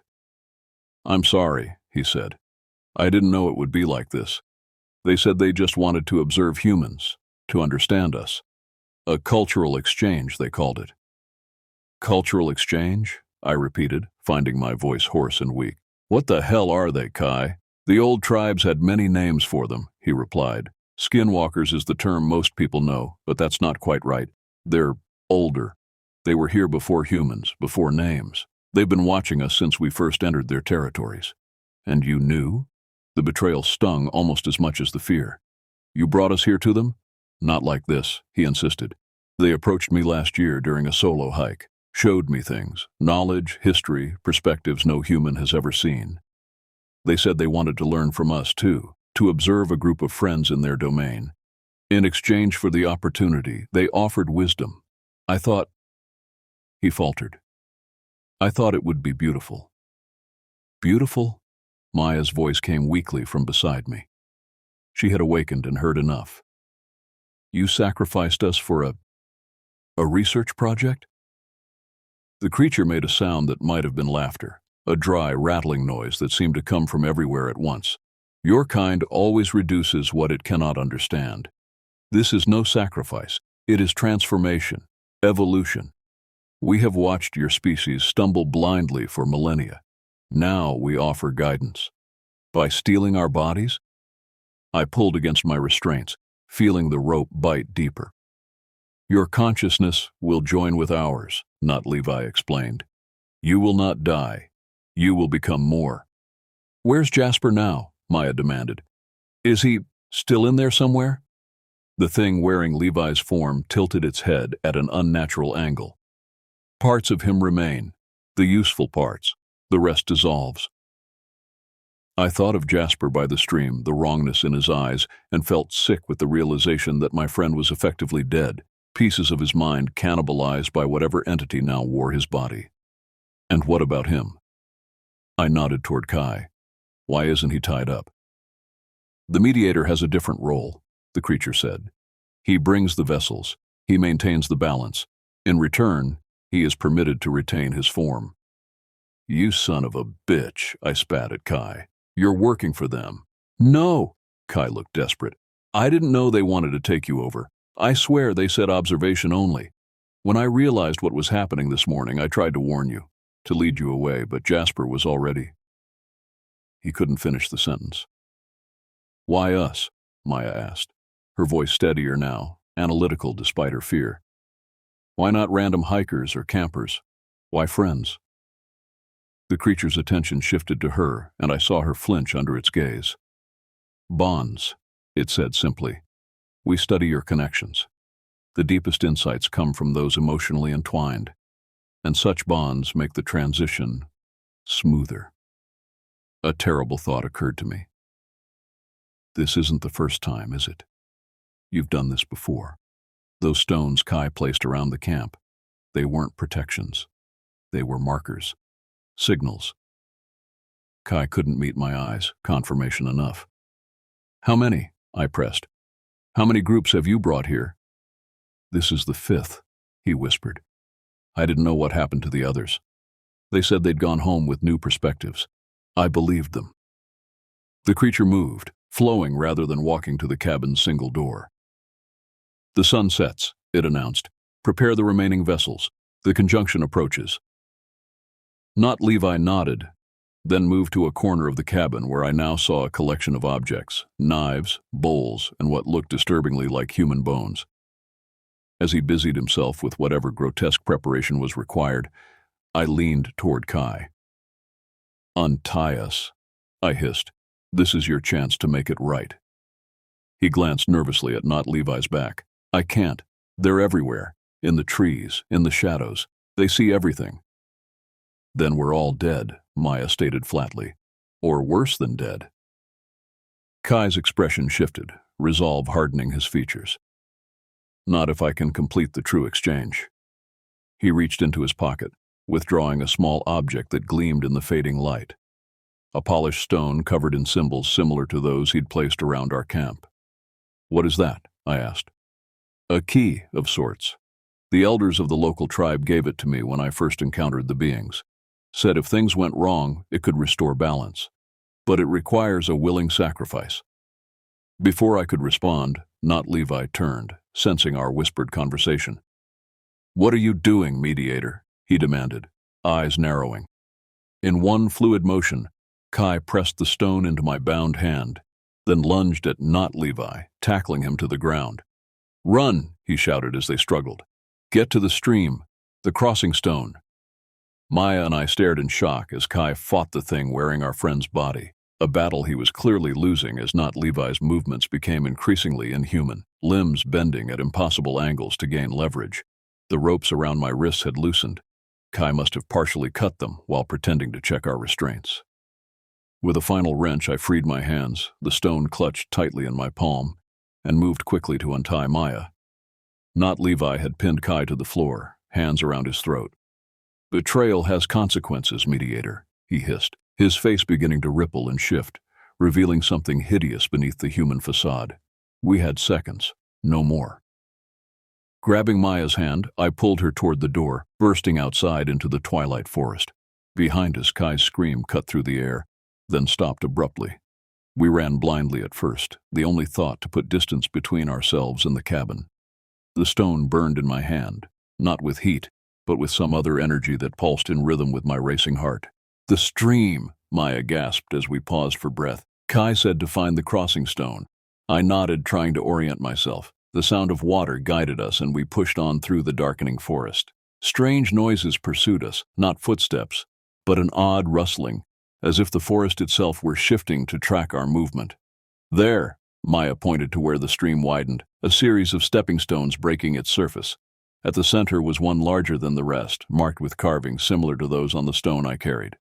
We splashed into the shallow water, scrambling toward the central stone. Behind us, movement in the trees, multiple shapes, fluid and wrong, converging on our position. Among them I recognized the twisted forms that had once been Jasper and Levi, their bodies now even further from human, elongated and bent in ways that defied anatomy. "What do we do?"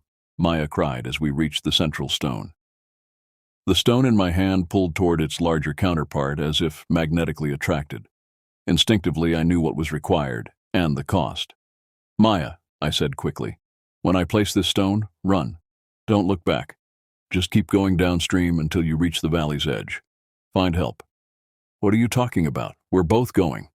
I shook my head, the terrible understanding clear now. "A willing sacrifice," Kai said. "Someone has to stay and complete the exchange." The shapes were at the water's edge now, their movements hesitant, as if the stream itself posed some barrier. It wouldn't hold them long. "No," Maya protested. "There has to be another way." "There isn't time." I pressed the stone into her hand.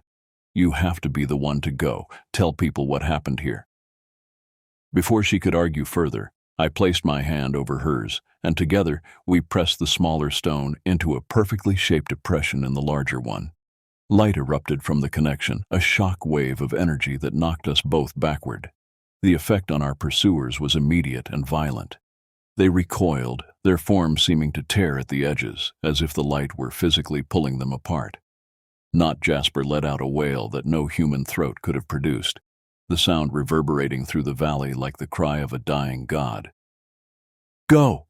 I pushed Maya toward the far bank. "Now!"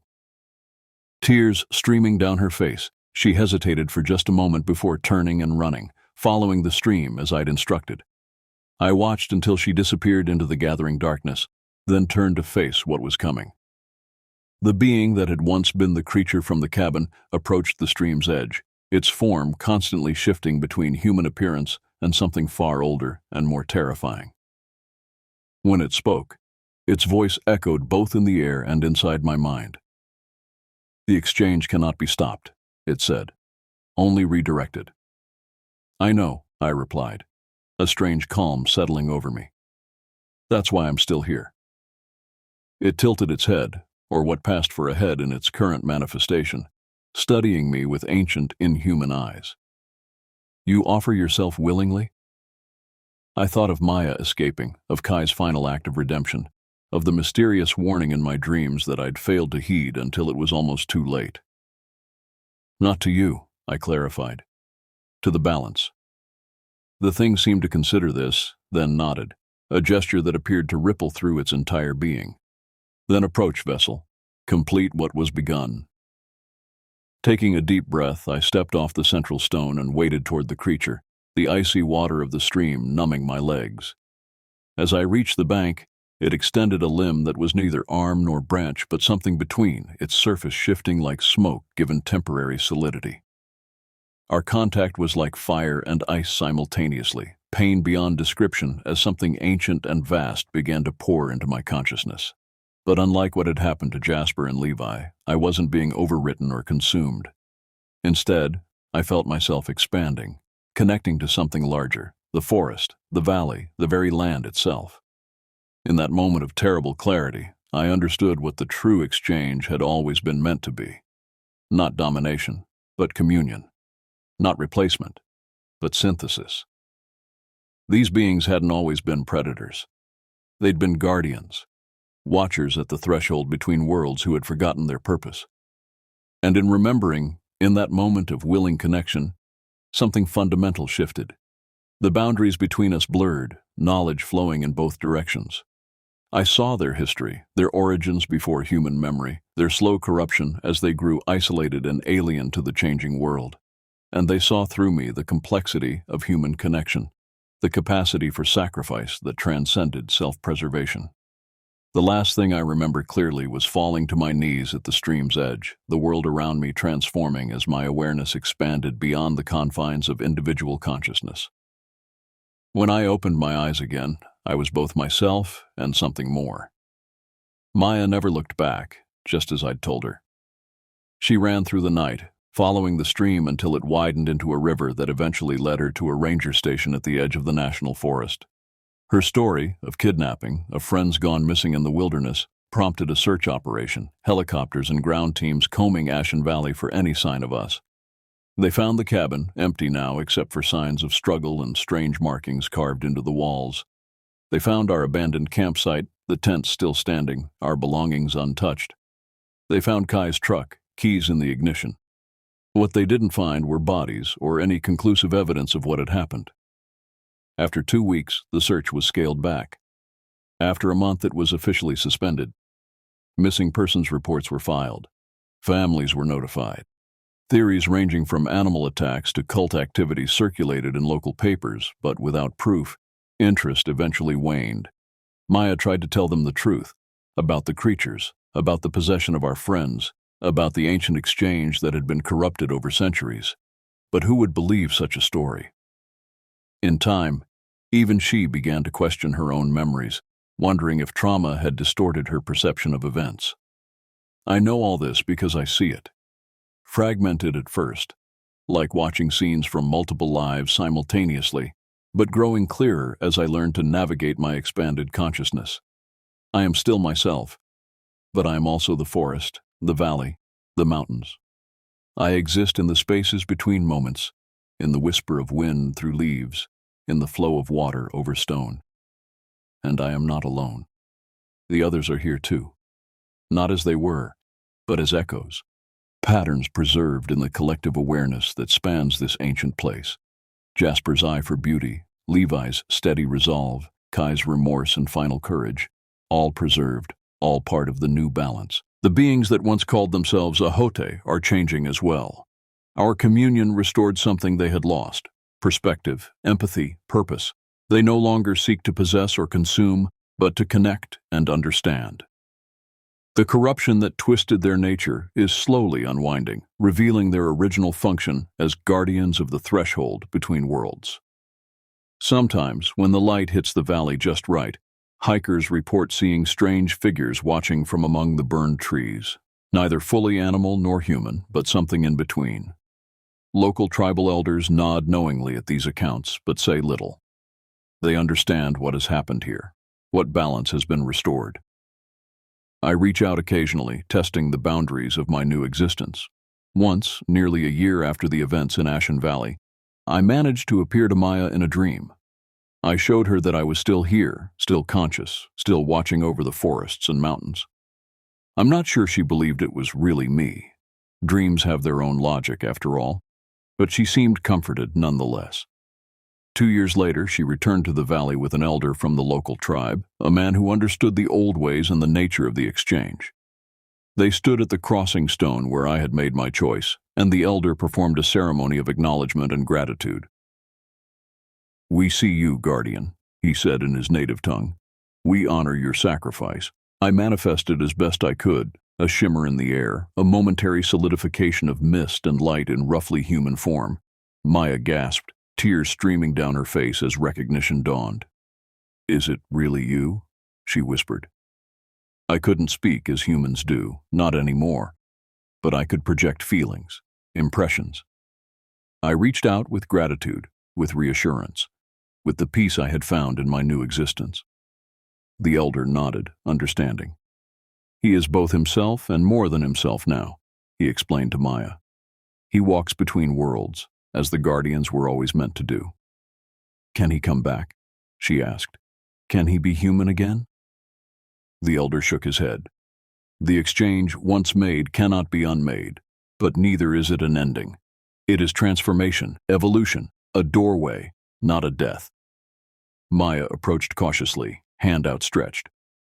When her fingers passed through the mist that constituted my current form, she felt what I wanted her to feel. Not coldness or loss, but connection, continuation, the presence of something familiar within something vast. I'll come back, she promised, wiping away tears. I'll remember. And she has every year since, sometimes alone, sometimes with others who seek to understand the true nature of the wild places, the thin spaces where worlds overlap. I watch over them all, as I watch over all who enter these forests, not as a threat but as a guide, a reminder of the ancient contract between humanity and the wilderness. There are others like me now, in different places where the old boundaries have thinned. Some chose their transformation willingly as I did. Others found it thrust upon them, but have made peace with their new existence. Together, we form a network of awareness that spans continents, a living record of both human and non-human history. The dreams still come, but I am no longer their subject. I am their source. I reach out to those who need warning, guidance, or simply the knowledge that the natural world is more complex and aware than they imagine. Most dismiss these dreams as their own creation, but some understand, some remember. And sometimes, in the deepest part of night when the modern world grows quiet, I gather with the others in the valley. The original beings who have been here since before human memory, and the newer guardians who were once fully human. We share knowledge, perspective, existence itself. In those moments, I am reminded that what seemed like an ending was merely transformation, that what appeared to be a horror story was actually something far more complex, a restoration of ancient balance, a healing of wounds inflicted by time and forgetting. I am still here, in the whisper of pine needles underfoot, in the mist that rises from the valley floor at dawn, in the shadows that stretch long at sunset. I'm still watching, still remembering, still telling this story, our story, to those who have ears to hear it. Listen for me when you walk in the wild places. I will be there, echoing between the trees, neither fully human nor fully other, but something that remembers being both. And if you feel eyes upon you, if you sense a presence just at the edge of awareness, do not fear. We are the guardians, the watchers, the keepers of old bargains and new understanding. We are the twisted echoes of what once was and what may be again, when the worlds remember how to speak to one another. We are waiting, and we are listening. I never expected to find myself living alone in one of the most remote ranger stations in the Olympic National Forest. My name is Kohana, meaning swift in Lakota, a name given to me by my grandmother who always said I was quick to act, but sometimes slow to think. Perhaps she was right. Perhaps that's what led me here. The Blackwater Ranger Station sits nestled between towering Douglas firs and western red cedars, perched on a rocky outcropping that overlooks Crescent Lake. From my cabin porch, the water stretches like a dark mirror, reflecting the jagged mountain peaks that surround it. Most days, it's breathtakingly beautiful. But when the fog rolls in, as it often does, there's something unsettling about this place, something ancient and watchful. I took this assignment 3 years ago after burning out from my job as an emergency room nurse in Seattle. The constant barrage of human tragedy had hollowed me out. I needed silence, solitude, and purpose that didn't involve watching people die despite my best efforts. The Park Service offered all three, though I hadn't anticipated just how profound the silence could be. My cabin is rustic but functional. A main room with a stone fireplace, a small kitchen, 1 bedroom, and a bathroom with running water, a luxury in these parts. The walls are lined with topographical maps, field guides, and emergency protocols. Radio equipment sits on a desk by the window, my lifeline to civilization when the weather knocks out the spotty cell service. That night in early October, rain lashed against the windows as I sat by the fire, reviewing reports of unusual wildlife activity in the eastern quadrant. 3 hikers had reported strange noises and massive humanoid tracks near Whisper Ridge.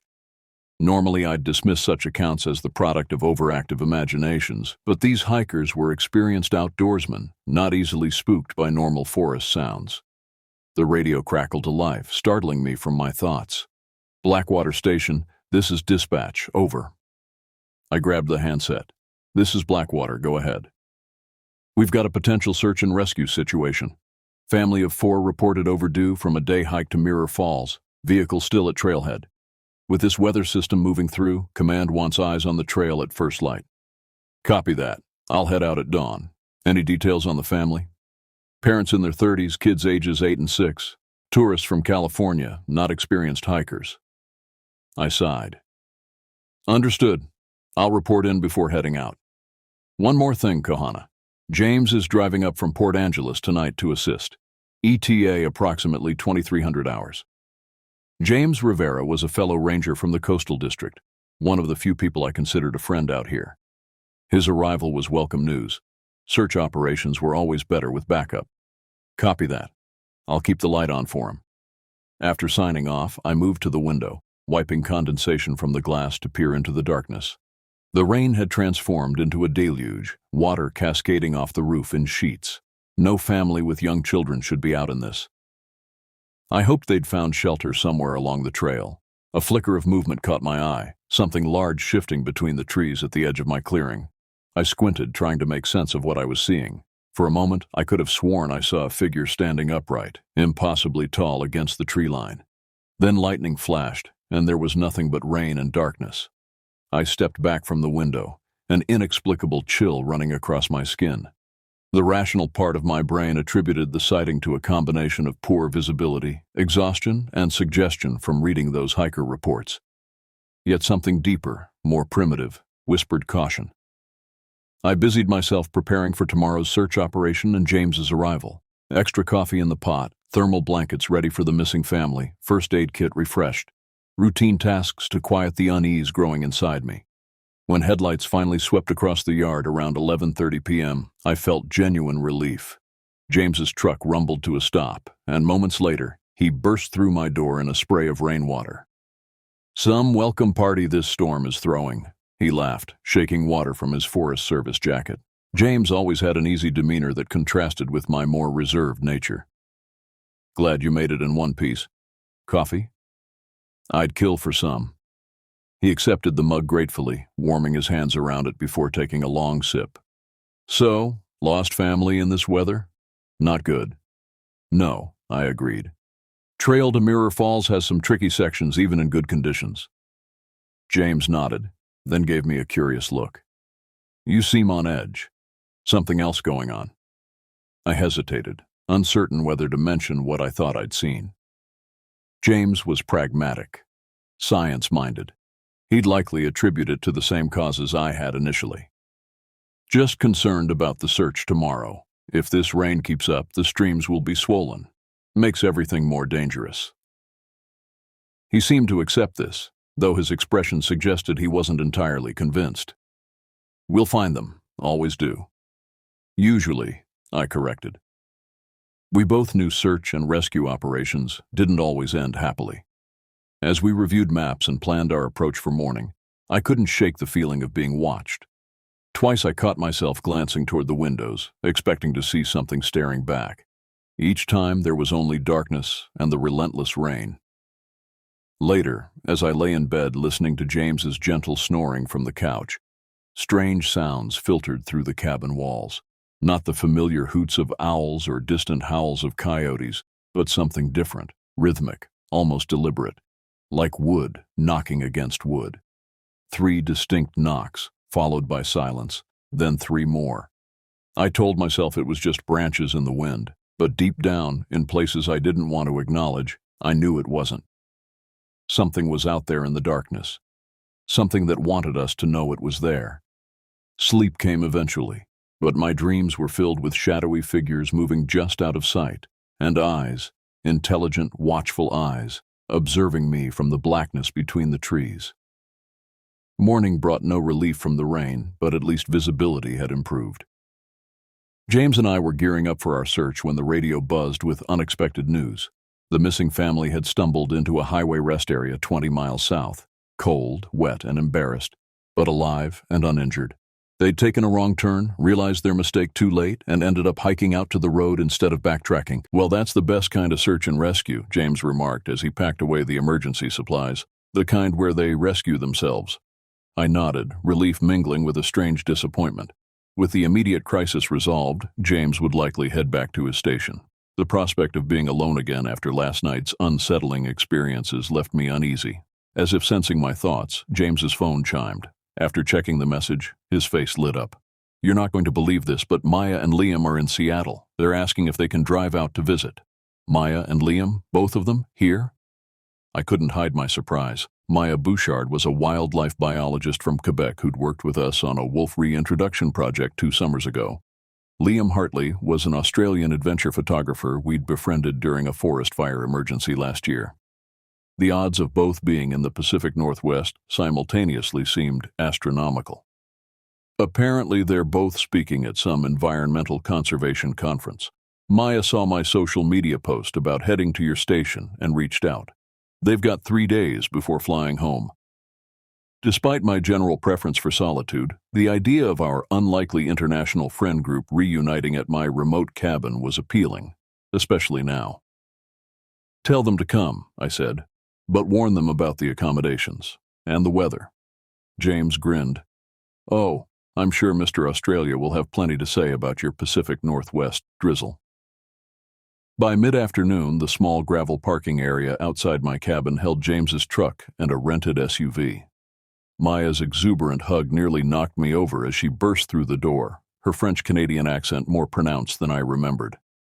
"Kohana, your hermit kingdom is even more beautiful than I imagined," she exclaimed, dark eyes taking in every detail of my Spartan living quarters.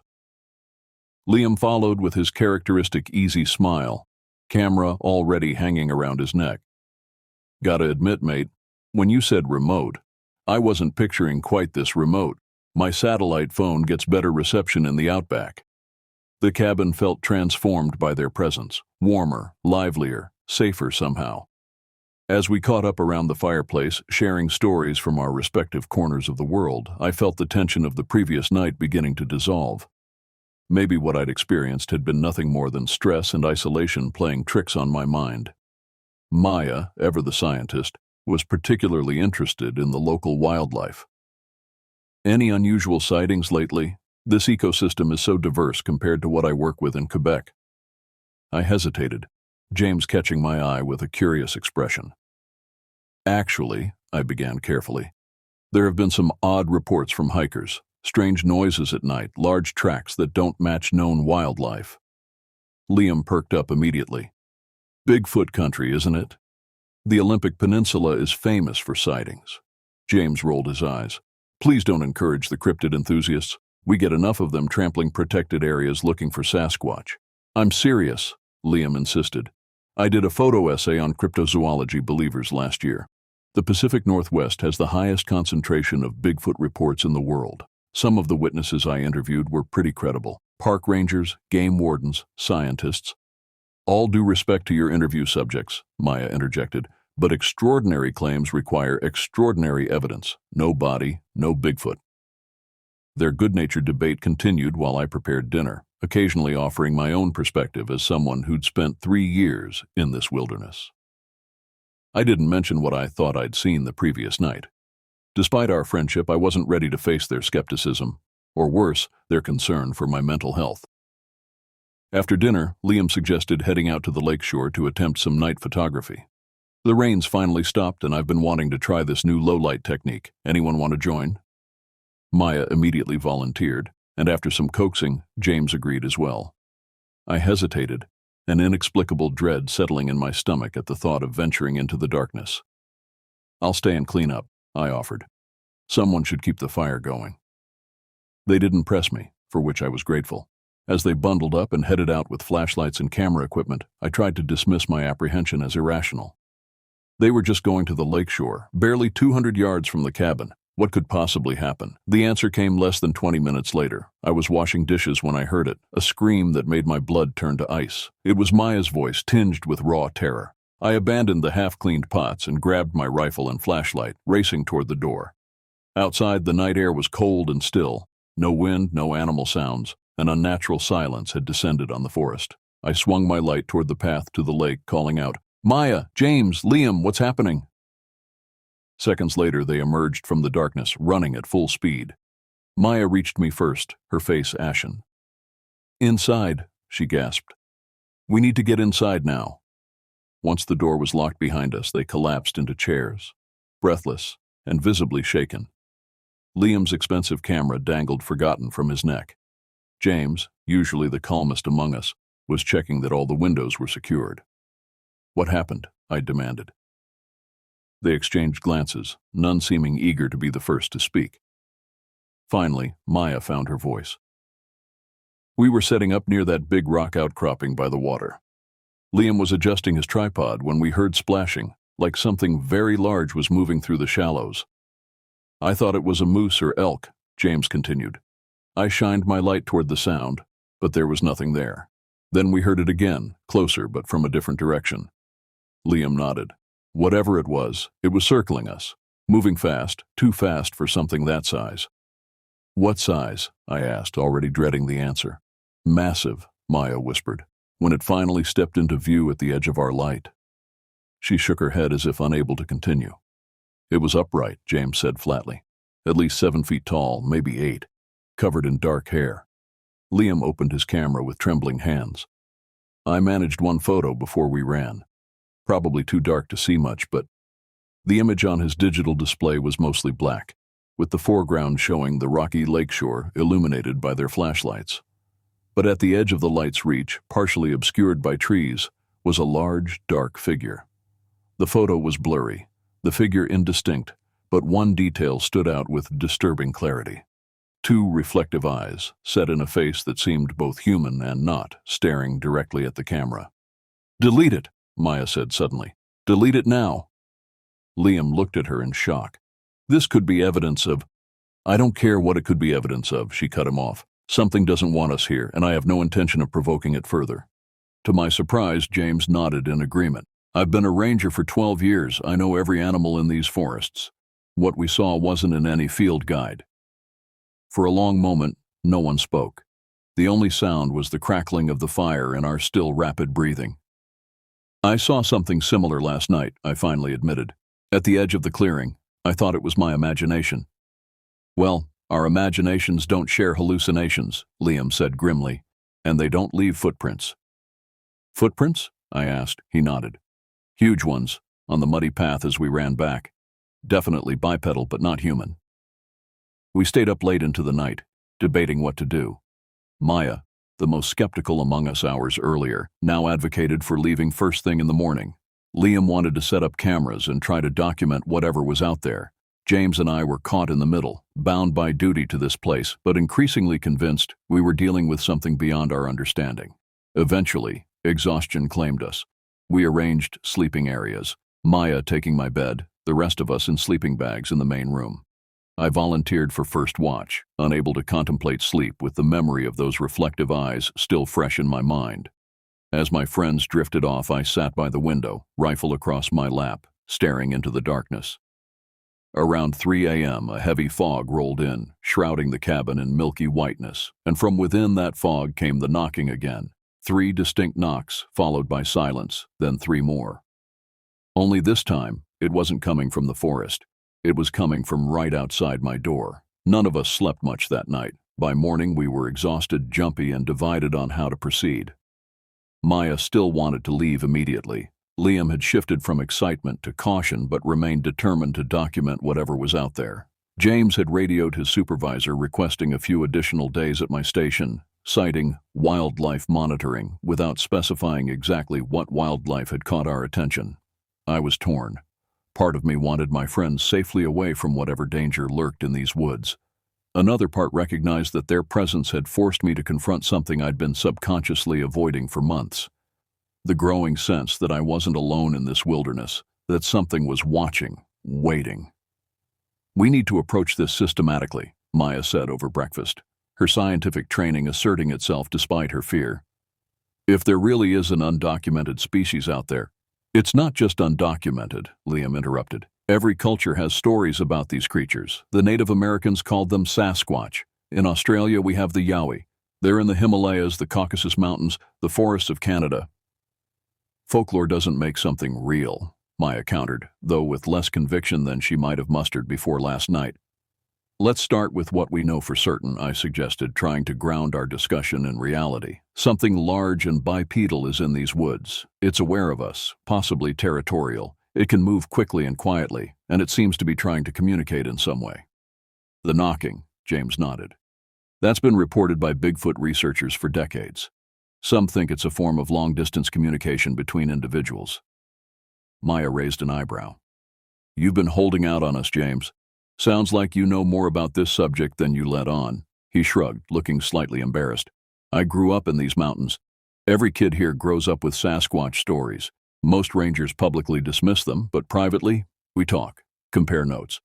There are certain areas even experienced rangers won't go alone. And you neglected to mention this when I requested assignment to the most isolated station in the district, I asked, feeling a mix of annoyance and betrayal. Would you have believed me? He replied simply. Besides, most rangers go their whole careers without encountering anything unusual. It's just bad luck, or good luck, depending on your perspective, that something has taken an interest in this area recently.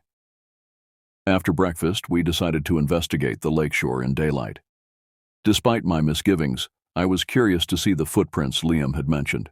If nothing else, physical evidence might help us determine what exactly we were dealing with. The morning was crisp and clear, the storm having moved eastward overnight. Under normal circumstances, it would have been a perfect day for hiking or canoeing on the lake. Instead, we moved as a group, hyper-aware of our surroundings, weapons ready. James and I carried our service pistols, while Maya had armed herself with bear spray. Only Liam seemed relatively at ease, camera in hand, eager to document whatever we might find.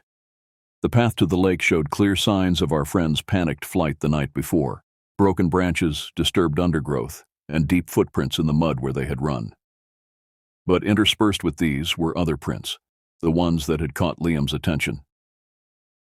There, he pointed, crouching down to examine a particularly clear impression in a patch of soft earth. We gathered around, staring in disbelief. The footprint was enormous, easily 18 inches long and proportionally wide. It showed 5 distinct toes and an arch like a human foot, but the dimensions were all wrong, too large for even the biggest human. Could it be a hoax? Maya suggested, though her tone indicated she didn't really believe it. James shook his head. Look at the depth of the impression. Whatever made this weighs hundreds of pounds, and there's no sign of artificial edges or tools that would be needed to create a fake print this detailed. The stride length is incredible too, I noted, measuring the distance between prints. Over 4 feet between steps. No human could manage that, especially moving at speed. Liam was photographing everything from multiple angles. The pressure ridges in the mud show it was moving toward the cabin last night following your trail. It was chasing you. A heavy silence fell over our group as the implication sank in. Whatever had frightened them at the lake had pursued them back toward the cabin, only stopping short of actually revealing itself in the clearing. We need to report this, Maya said finally. Contact whatever wildlife authorities handle this sort of thing. James and I exchanged glances. It's complicated, he said. Officially, the Forest Service doesn't acknowledge Sasquatch reports. They're filed under unusual occurrences and generally forgotten. Going public would likely result in ridicule at best, and at worst, a flood of curiosity seekers trampling the forest, looking for a glimpse. So we do nothing? Maya asked incredulously. No, I said, my decision crystallizing. We document everything, gather as much evidence as we can, and then decide who to trust with it. But we need to be strategic. We followed the tracks as far as we could, discovering they led from the lake into a densely wooded area to the north, a section of the forest I rarely patrolled due to its rough terrain and lack of established trails.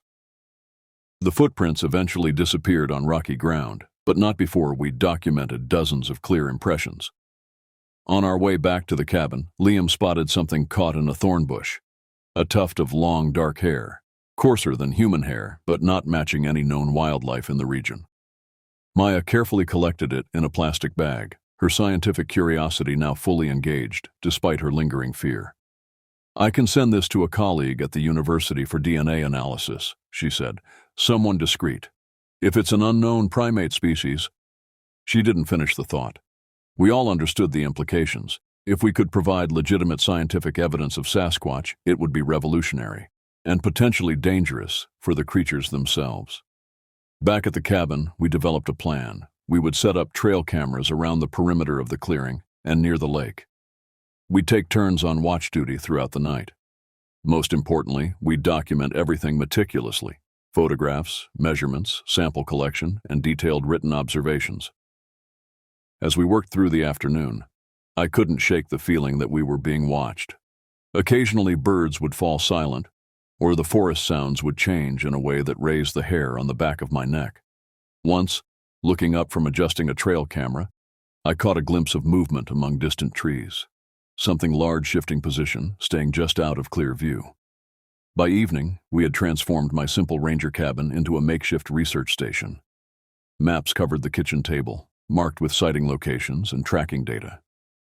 Liam's photographs were displayed on his laptop, including enhanced versions of the blurry night shot that increasingly revealed disturbing details. A massive slouched shoulder line, a heavy brow ridge, eyes that seemed to reflect not just light, but a disturbing intelligence. "I've been thinking about the knocking," James said as we prepared dinner. "If it is communication, maybe we should respond." Maya looked alarmed. "You want to invite interaction with something that chased us last night?" "It had every opportunity to harm us if that was its intention," he pointed out. "It's curious about us. Territorial maybe, but I don't think it's actively hostile." "Unless we provoke it," I added, "which is why we need to be careful about how we proceed." The discussion continued into the night, theories and counter-theories flowing as freely as the coffee we used to keep ourselves alert. Despite the scientific nature of our conversation, an undercurrent of tension remained. Every unexpected sound from outside drew immediate silence and wary glances. Around midnight, the first evidence from our trail cameras arrived in the form of an alert on Liam's phone. One of the devices had captured movement. We clustered around his screen, breath held collectively as he opened the image. The night vision photo showed the edge of the clearing, trees ghostly green in the infrared illumination, and there, partially obscured but unmistakable, was a large figure standing upright among the trunks. The quality was better than the previous night's accidental shot. We could clearly see a massive, hair-covered form, arms hanging longer than a human's would, a head that sat directly on powerful shoulders with little visible neck. Though still shrouded in shadow, there was no denying what we were looking at. A creature that matched descriptions of Bigfoot in every detail. "It's still out there," Maya whispered. "Right now." "Watching us," Liam added, his earlier enthusiasm significantly dampened. As if in confirmation, 3 distinct knocks sounded from the darkness beyond our walls, close, deliberate, a message we couldn't decipher. Without discussion, we extinguished all lights except a single small lamp. We gathered our weapons and waited in tense silence, listening to the night sounds of the forest and the heavy footsteps that now circled our cabin with deliberate slowness. Whatever intelligence lurked in the darkness, it knew we were aware of it now. The subtle game of observation had ended. A new phase had begun, and none of us could predict what would happen next.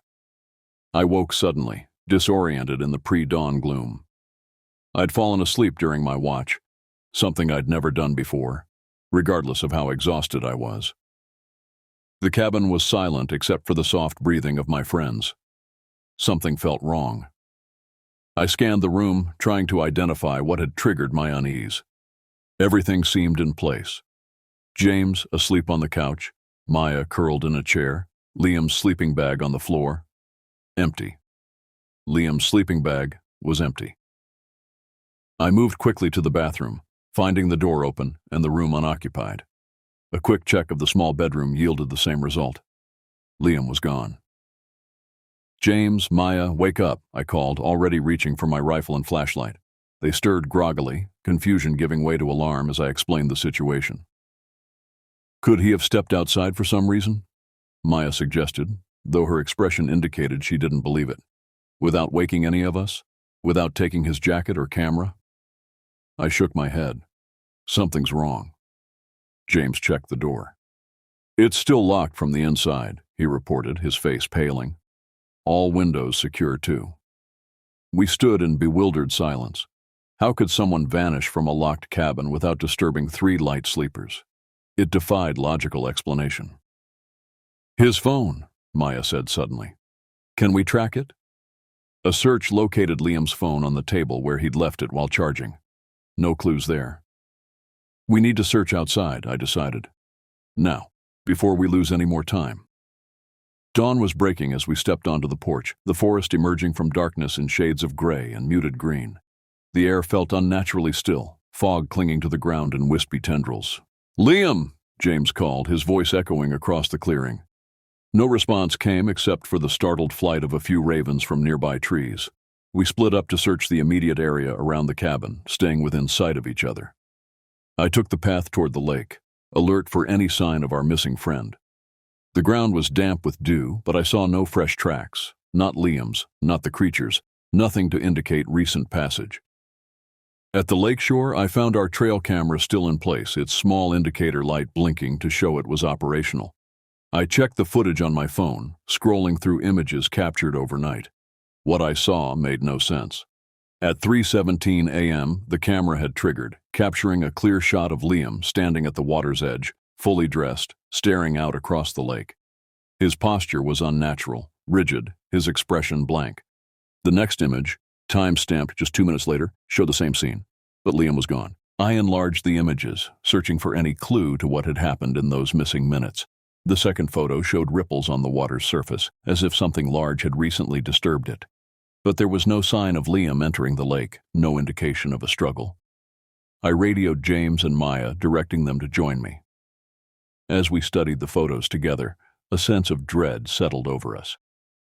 "He looks like he's sleepwalking," Maya observed, pointing to Liam's vacant expression in the first image. "But how did he get out of the cabin?" James asked. "And why would he come down to the lake in the middle of the night?" I had no answers, only a growing conviction that we needed help. Professional search and rescue teams, additional rangers, anyone who could assist in covering the vast wilderness surrounding us. "I'm calling this in," I decided, reaching for my radio. "Missing person in potentially life-threatening circumstances." The response was immediate. Within an hour, the first helicopter swept over the forest, beginning a grid search of the area. By mid-morning, the quiet isolation of my ranger station had been shattered by the arrival of search teams, police officers, and emergency personnel. I provided the basic facts: an overnight guest had disappeared under unusual circumstances, but omitted our Bigfoot encounters. James followed my lead, recognizing that introducing cryptid sightings would only complicate and potentially delegitimize the search effort. Maya pulled me aside as teams were being organized. "We can't hide what we've seen," she insisted. "It could be crucial to finding Liam." "These people won't believe us," I replied quietly, "not without proof. And right now, our priority has to be finding Liam alive." She reluctantly agreed, but I could see the conflict in her eyes.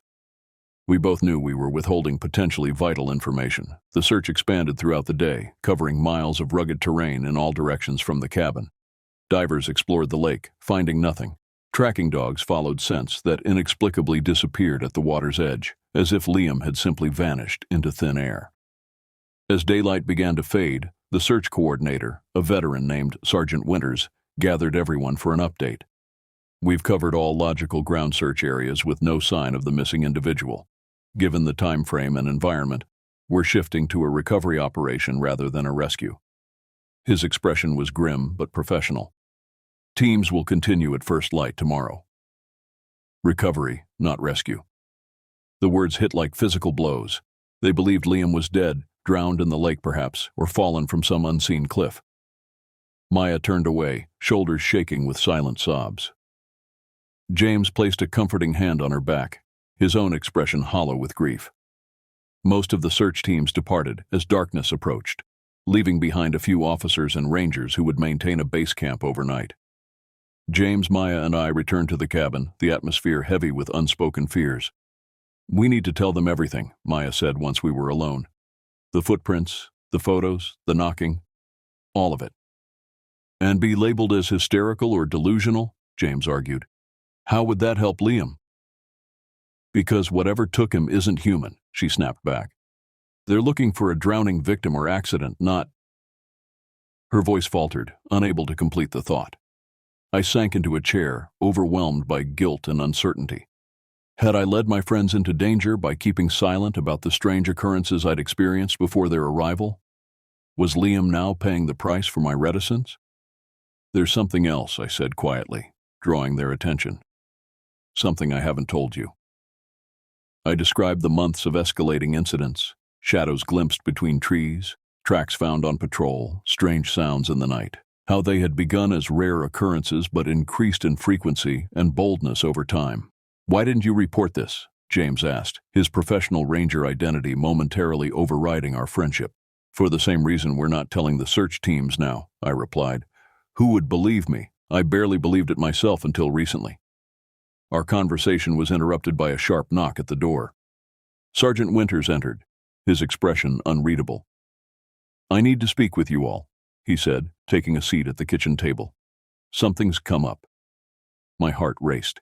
Had they found Liam, or evidence of something worse? "One of my officers discovered unusual tracks near the northern perimeter of our search area," Winters continued. "Large humanoid footprints that don't match any known wildlife, or any of the search team members." We exchanged glances, uncertain how to respond. "Normally, I'd dismiss such findings," he added. "But I've worked search and rescue in these mountains for 20 years. I've seen those tracks before. And I've seen people go missing in exactly this way." The revelation stunned us into silence. Finally, Maya spoke. "You know about the creatures." Winters nodded slowly. "Not officially. Never officially. But among longtime rangers, emergency services, local tribes, there's an understanding. Some areas have guardians, ancient beings that don't appreciate human intrusion." "Bigfoot," James said flatly. "That's the popular name," Winters agreed. "The native peoples have older names and more detailed knowledge. They've coexisted with these beings for centuries." I leaned forward. "Do they take people?" "Rarely. Usually they just frighten intruders away from certain territories. But sometimes, when humans persist in areas they consider forbidden, yes, people disappear." "Is Liam dead?" Maya asked bluntly, her voice breaking. Winters hesitated. "Not necessarily. There are stories of people being returned, changed, disoriented, but alive." "What do we do?" I asked, desperation edging my voice. "How do we get him back?" "We need to consult someone with deeper knowledge than mine," Winters replied. "There's an elder from the local tribe who sometimes assists in unusual cases. I've already contacted him. He'll be here at dawn."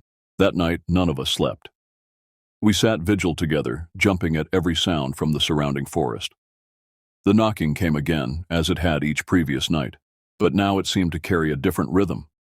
4 knocks instead of 3, repeated at irregular intervals.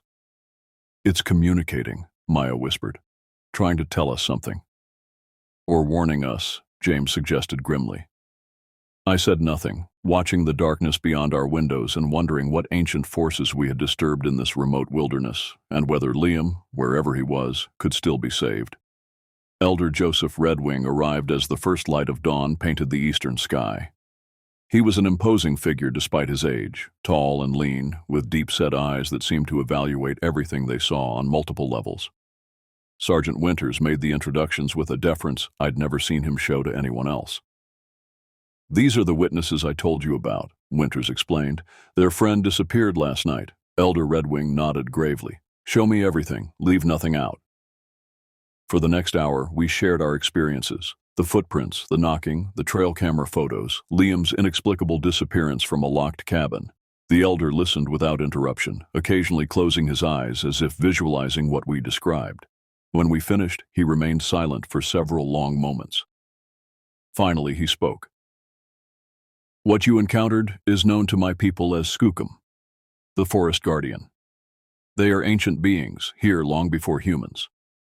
Mostly they avoid contact, preferring solitude in the deepest wilderness. But something changed, I prompted. They've become more active, more visible. Elder Redwing nodded. The balance is shifting. Their territories shrink as humans expand. Climate changes alter their food sources. And occasionally they become curious about us, particularly those who live alone at the edge of their domains. He looked directly at me, his gaze uncomfortably perceptive. You've been watched for months, Ranger. Your solitary presence was tolerated, even accepted, but when others arrived, they felt threatened, James suggested. Not threatened, the elder corrected. Interested. These beings are intelligent, with their own culture, their own purposes. Your friend who takes pictures, they were especially drawn to him. Maya leaned forward urgently. Is Liam alive? Can we get him back? There is a narrow window of time when someone taken by the skookum might be recovered, Elder Redwing explained. They exist partially in our world, partially in another dimension of reality. When they take someone across that threshold, the passage can be followed for 3 days.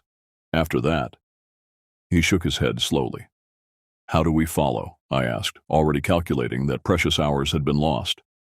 The ritual requires someone they recognize, someone they've observed and accepted in their territory. His eyes remained on me. You, Ranger Kohana, you must go alone. James immediately protested.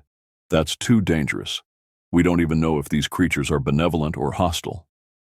They are neither, Elder Redwing replied calmly. They simply are, like the mountain, like the storm, natural forces with their own purpose. Despite James's objections and Maya's concerns, I knew what I had to do. If there was any chance of bringing Liam back safely, I had to take it. Elder Redwing provided specific instructions, a mixture of physical preparation and spiritual guidance that merged indigenous wisdom with practical wilderness survival. The search teams were told we had new information suggesting Liam might have traveled north along an unmapped game trail. Most accepted this explanation without question, redirecting their efforts accordingly. Only Sergeant Winters knew the truth of what I was attempting. By mid-morning, I was ready. I carried minimal equipment, water, emergency medical supplies, a knife, and a small pouch of items Elder Redwing had prepared. No weapons, no radio, no technology that might be perceived as threatening. Follow the signs, the elder instructed as I prepared to leave. Broken branches pointing the way, stones arranged in patterns, stick structures. The skookum leave markers for their own kind. Learn to see them, and you will find your path. Maya embraced me fiercely. Bring him back, she whispered, and come back yourself. James simply gripped my shoulder, his expression conveying everything words could not. I set out alone, heading north along the lakeshore before turning into the dense forest where we had tracked the footprints earlier. The morning was unnaturally quiet, the usual chorus of birds and insects subdued. Even the wind seemed to hold its breath. Elder Redwing's guidance proved accurate. Once I learned to see them, the signs were everywhere, subtle but unmistakable markers directing me deeper into wilderness rarely touched by human presence. Twisted branches formed arrows. Rocks stacked in small cairns indicated turns, everything natural yet deliberately placed. The forest changed as I progressed, becoming older, more primeval. Douglas firs and hemlocks gave way to ancient cedar groves, their massive trunks draped in hanging moss. The undergrowth thinned, revealing a forest floor carpeted in ferns and fungal networks that seemed to pulse with their own inner life.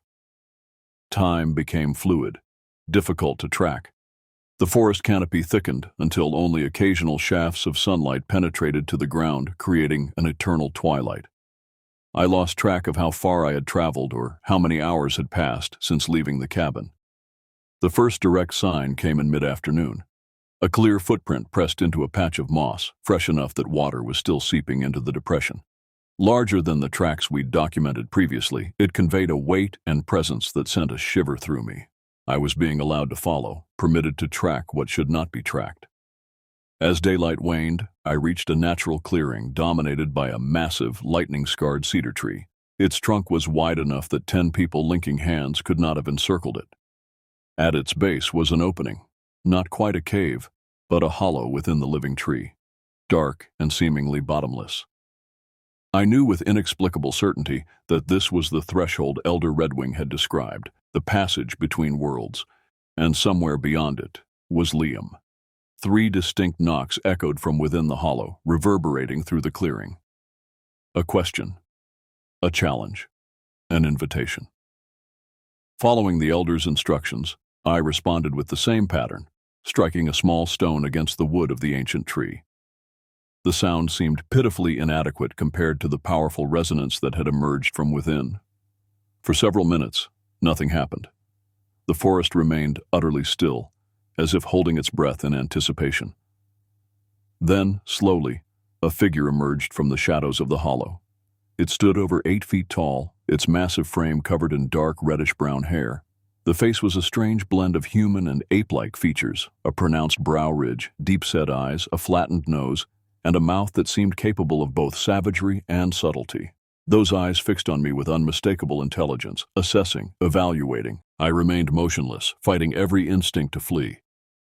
Elder Redwing had been emphatic about this moment. Any show of fear or aggression would end all hope of communication.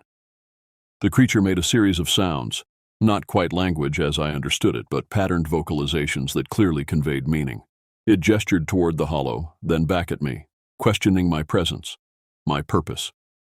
Slowly, careful to make no sudden movements, I removed the small pouch Elder Redwing had prepared. Following his instructions, I placed it on the ground before me, then stepped back. The creature approached with surprising grace for its size, movements fluid and controlled.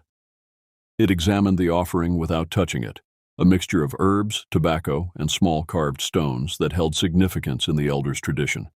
After a long moment, it made a different sound, lower, almost musical. Then it reached one massive hand toward me, palm up, fingers partially curled. An invitation, a test, a choice. Everything within me screamed caution, but I recalled Elder Redwing's final words. Trust must be given to be received. I placed my hand in the creature's open palm. Its skin was warm, calloused, surprisingly human despite its massive scale. Fingers gently closed around mine. Not restraining, but connecting. Images flooded my mind, not words, but concepts, emotions, memories that weren't my own. I saw forests stretching unbroken across continents, generations of these beings moving through epochs of time, watching as humans spread across their territories. I felt their retreat into the deepest wilderness, their decision to become legend rather than risk open conflict. And I saw Liam, alive but unconscious, lying on a bed of moss within a structure hidden deep beneath ancient roots. The connection broke as suddenly as it had formed. The creature stepped back, regarding me with what seemed almost like respect. Then it turned and re-entered the hollow in the great cedar, pausing at the threshold to look back, clearly indicating I should follow. For a moment I hesitated. To enter would be to leave behind everything familiar, to step into a realm humans weren't meant to understand. There was no guarantee I would ever return, but Liam was there. And somehow, I knew this journey was inevitable, had been approaching since the day I first chose this remote assignment, seeking solitude and purpose in the wilderness. I stepped forward, into the shadow of the ancient tree, across a threshold both physical and metaphysical. The darkness enveloped me, cool and alive with strange energies. The last thing I remember was the sound of wood knocking against wood, 3 distinct beats that seemed to echo through dimensions rather than mere space. What happened in the hours that followed exists in my memory as fragments, dreamlike and resistant to linear description. A vast network of tunnels and chambers beneath the forest floor, illuminated by bioluminescent fungi. A community of the beings, different sizes, ages, some with silver-shot fur indicating great age. Communication through touch, images, emotions rather than words. And finally, Liam, pale but breathing, lying in a chamber lined with soft moss and fragrant herbs. He appeared unharmed but deeply unconscious, as if in a trance or hibernation state. When I reached for him, I met no resistance. Instead, one of the elder creatures approached, placing massive hands on both our heads simultaneously. Another flood of images, Liam wandering sleepwalking to the lake, drawn by their call. Their curiosity about his picture-making devices, their decision to bring him into their realm, not to harm but to understand. Their realization that he could not survive long in their world, that his absence was causing distress among his kind. They were returning him, and allowing us both passage back. The journey out remains even more fragmented in my memory than the journey in. Impressions of movement through darkness, the sensation of ascending, shifting perspectives of time and space. A final message, not in words but in understanding, that we were welcome in these forests, but boundaries must be respected, territories honored. I awoke at dawn, lying beside the still unconscious Liam at the edge of the clearing near my cabin. Search team members spotted us almost immediately, rushing to provide medical assistance. Liam was breathing steadily but remained unresponsive, locked in whatever trance the creatures had induced. The official report listed exposure and exhaustion as the cause of Liam's condition and my disoriented state. Everyone except Maya, James, Elder Redwing, and Sergeant Winters accepted this explanation without question. Search operations were terminated, medical evacuation arranged, statements taken. The bureaucracy of emergency response followed its predictable course. Liam regained consciousness 3 days later in the hospital, with no memory of what had happened after he fell asleep in my cabin that night. Tests showed no physical damage, no explanation for his extended unconsciousness. The doctors called it a medical mystery. We knew better. Maya returned to Quebec with her samples, hair, footprint casts, photographs. She promised to analyze everything with the utmost discretion to protect both the creatures and ourselves from unwanted attention. Liam recovered his characteristic good humor quickly, though something had changed behind his eyes. A new perspective, a deeper awareness of the world's mysteries. James and I returned to our respective ranger stations, forever altered by what we had experienced. He requested transfer to a busier district, uncomfortable with the isolation that had once seemed appealing. I stayed, drawn by a connection to this place I couldn't fully explain even to myself. The knocking continues, usually on moonless nights when the forest is at its most primal. No longer threatening, it feels more like acknowledgement, one sentient being recognizing another across the divide of different evolutionary paths. I've come to understand that my role here is not just to manage this wilderness, but to serve as a kind of ambassador between worlds, to ensure that humans respect the ancient territories and the beings that still claim them. It's a responsibility I never sought but now embrace. Sometimes, on my patrol routes, I find small gifts left where only I would find them. Arrangements of stones, unusually perfect pine cones, once a carved piece of cedar wood depicting a human and a taller figure standing side by side. I leave my own offerings in return: tobacco, honey, small tokens of respect. A dialogue without words, conducted between species that share this forest, but occupy different dimensions of existence within it. The official reports never mentioned Bigfoot, Sasquatch, or Skookum. They speak only of a ranger and his visiting friends, one of whom became temporarily lost in the wilderness. Another incident filed away, explained by rational causes, the greater mystery preserved. But I know the truth. Each night as I sit on my cabin porch watching the mist rise from the lake and listening to the ancient pulses of the forest, I remain aware that I am not alone. I never was, and in that knowledge I have found a strange peace.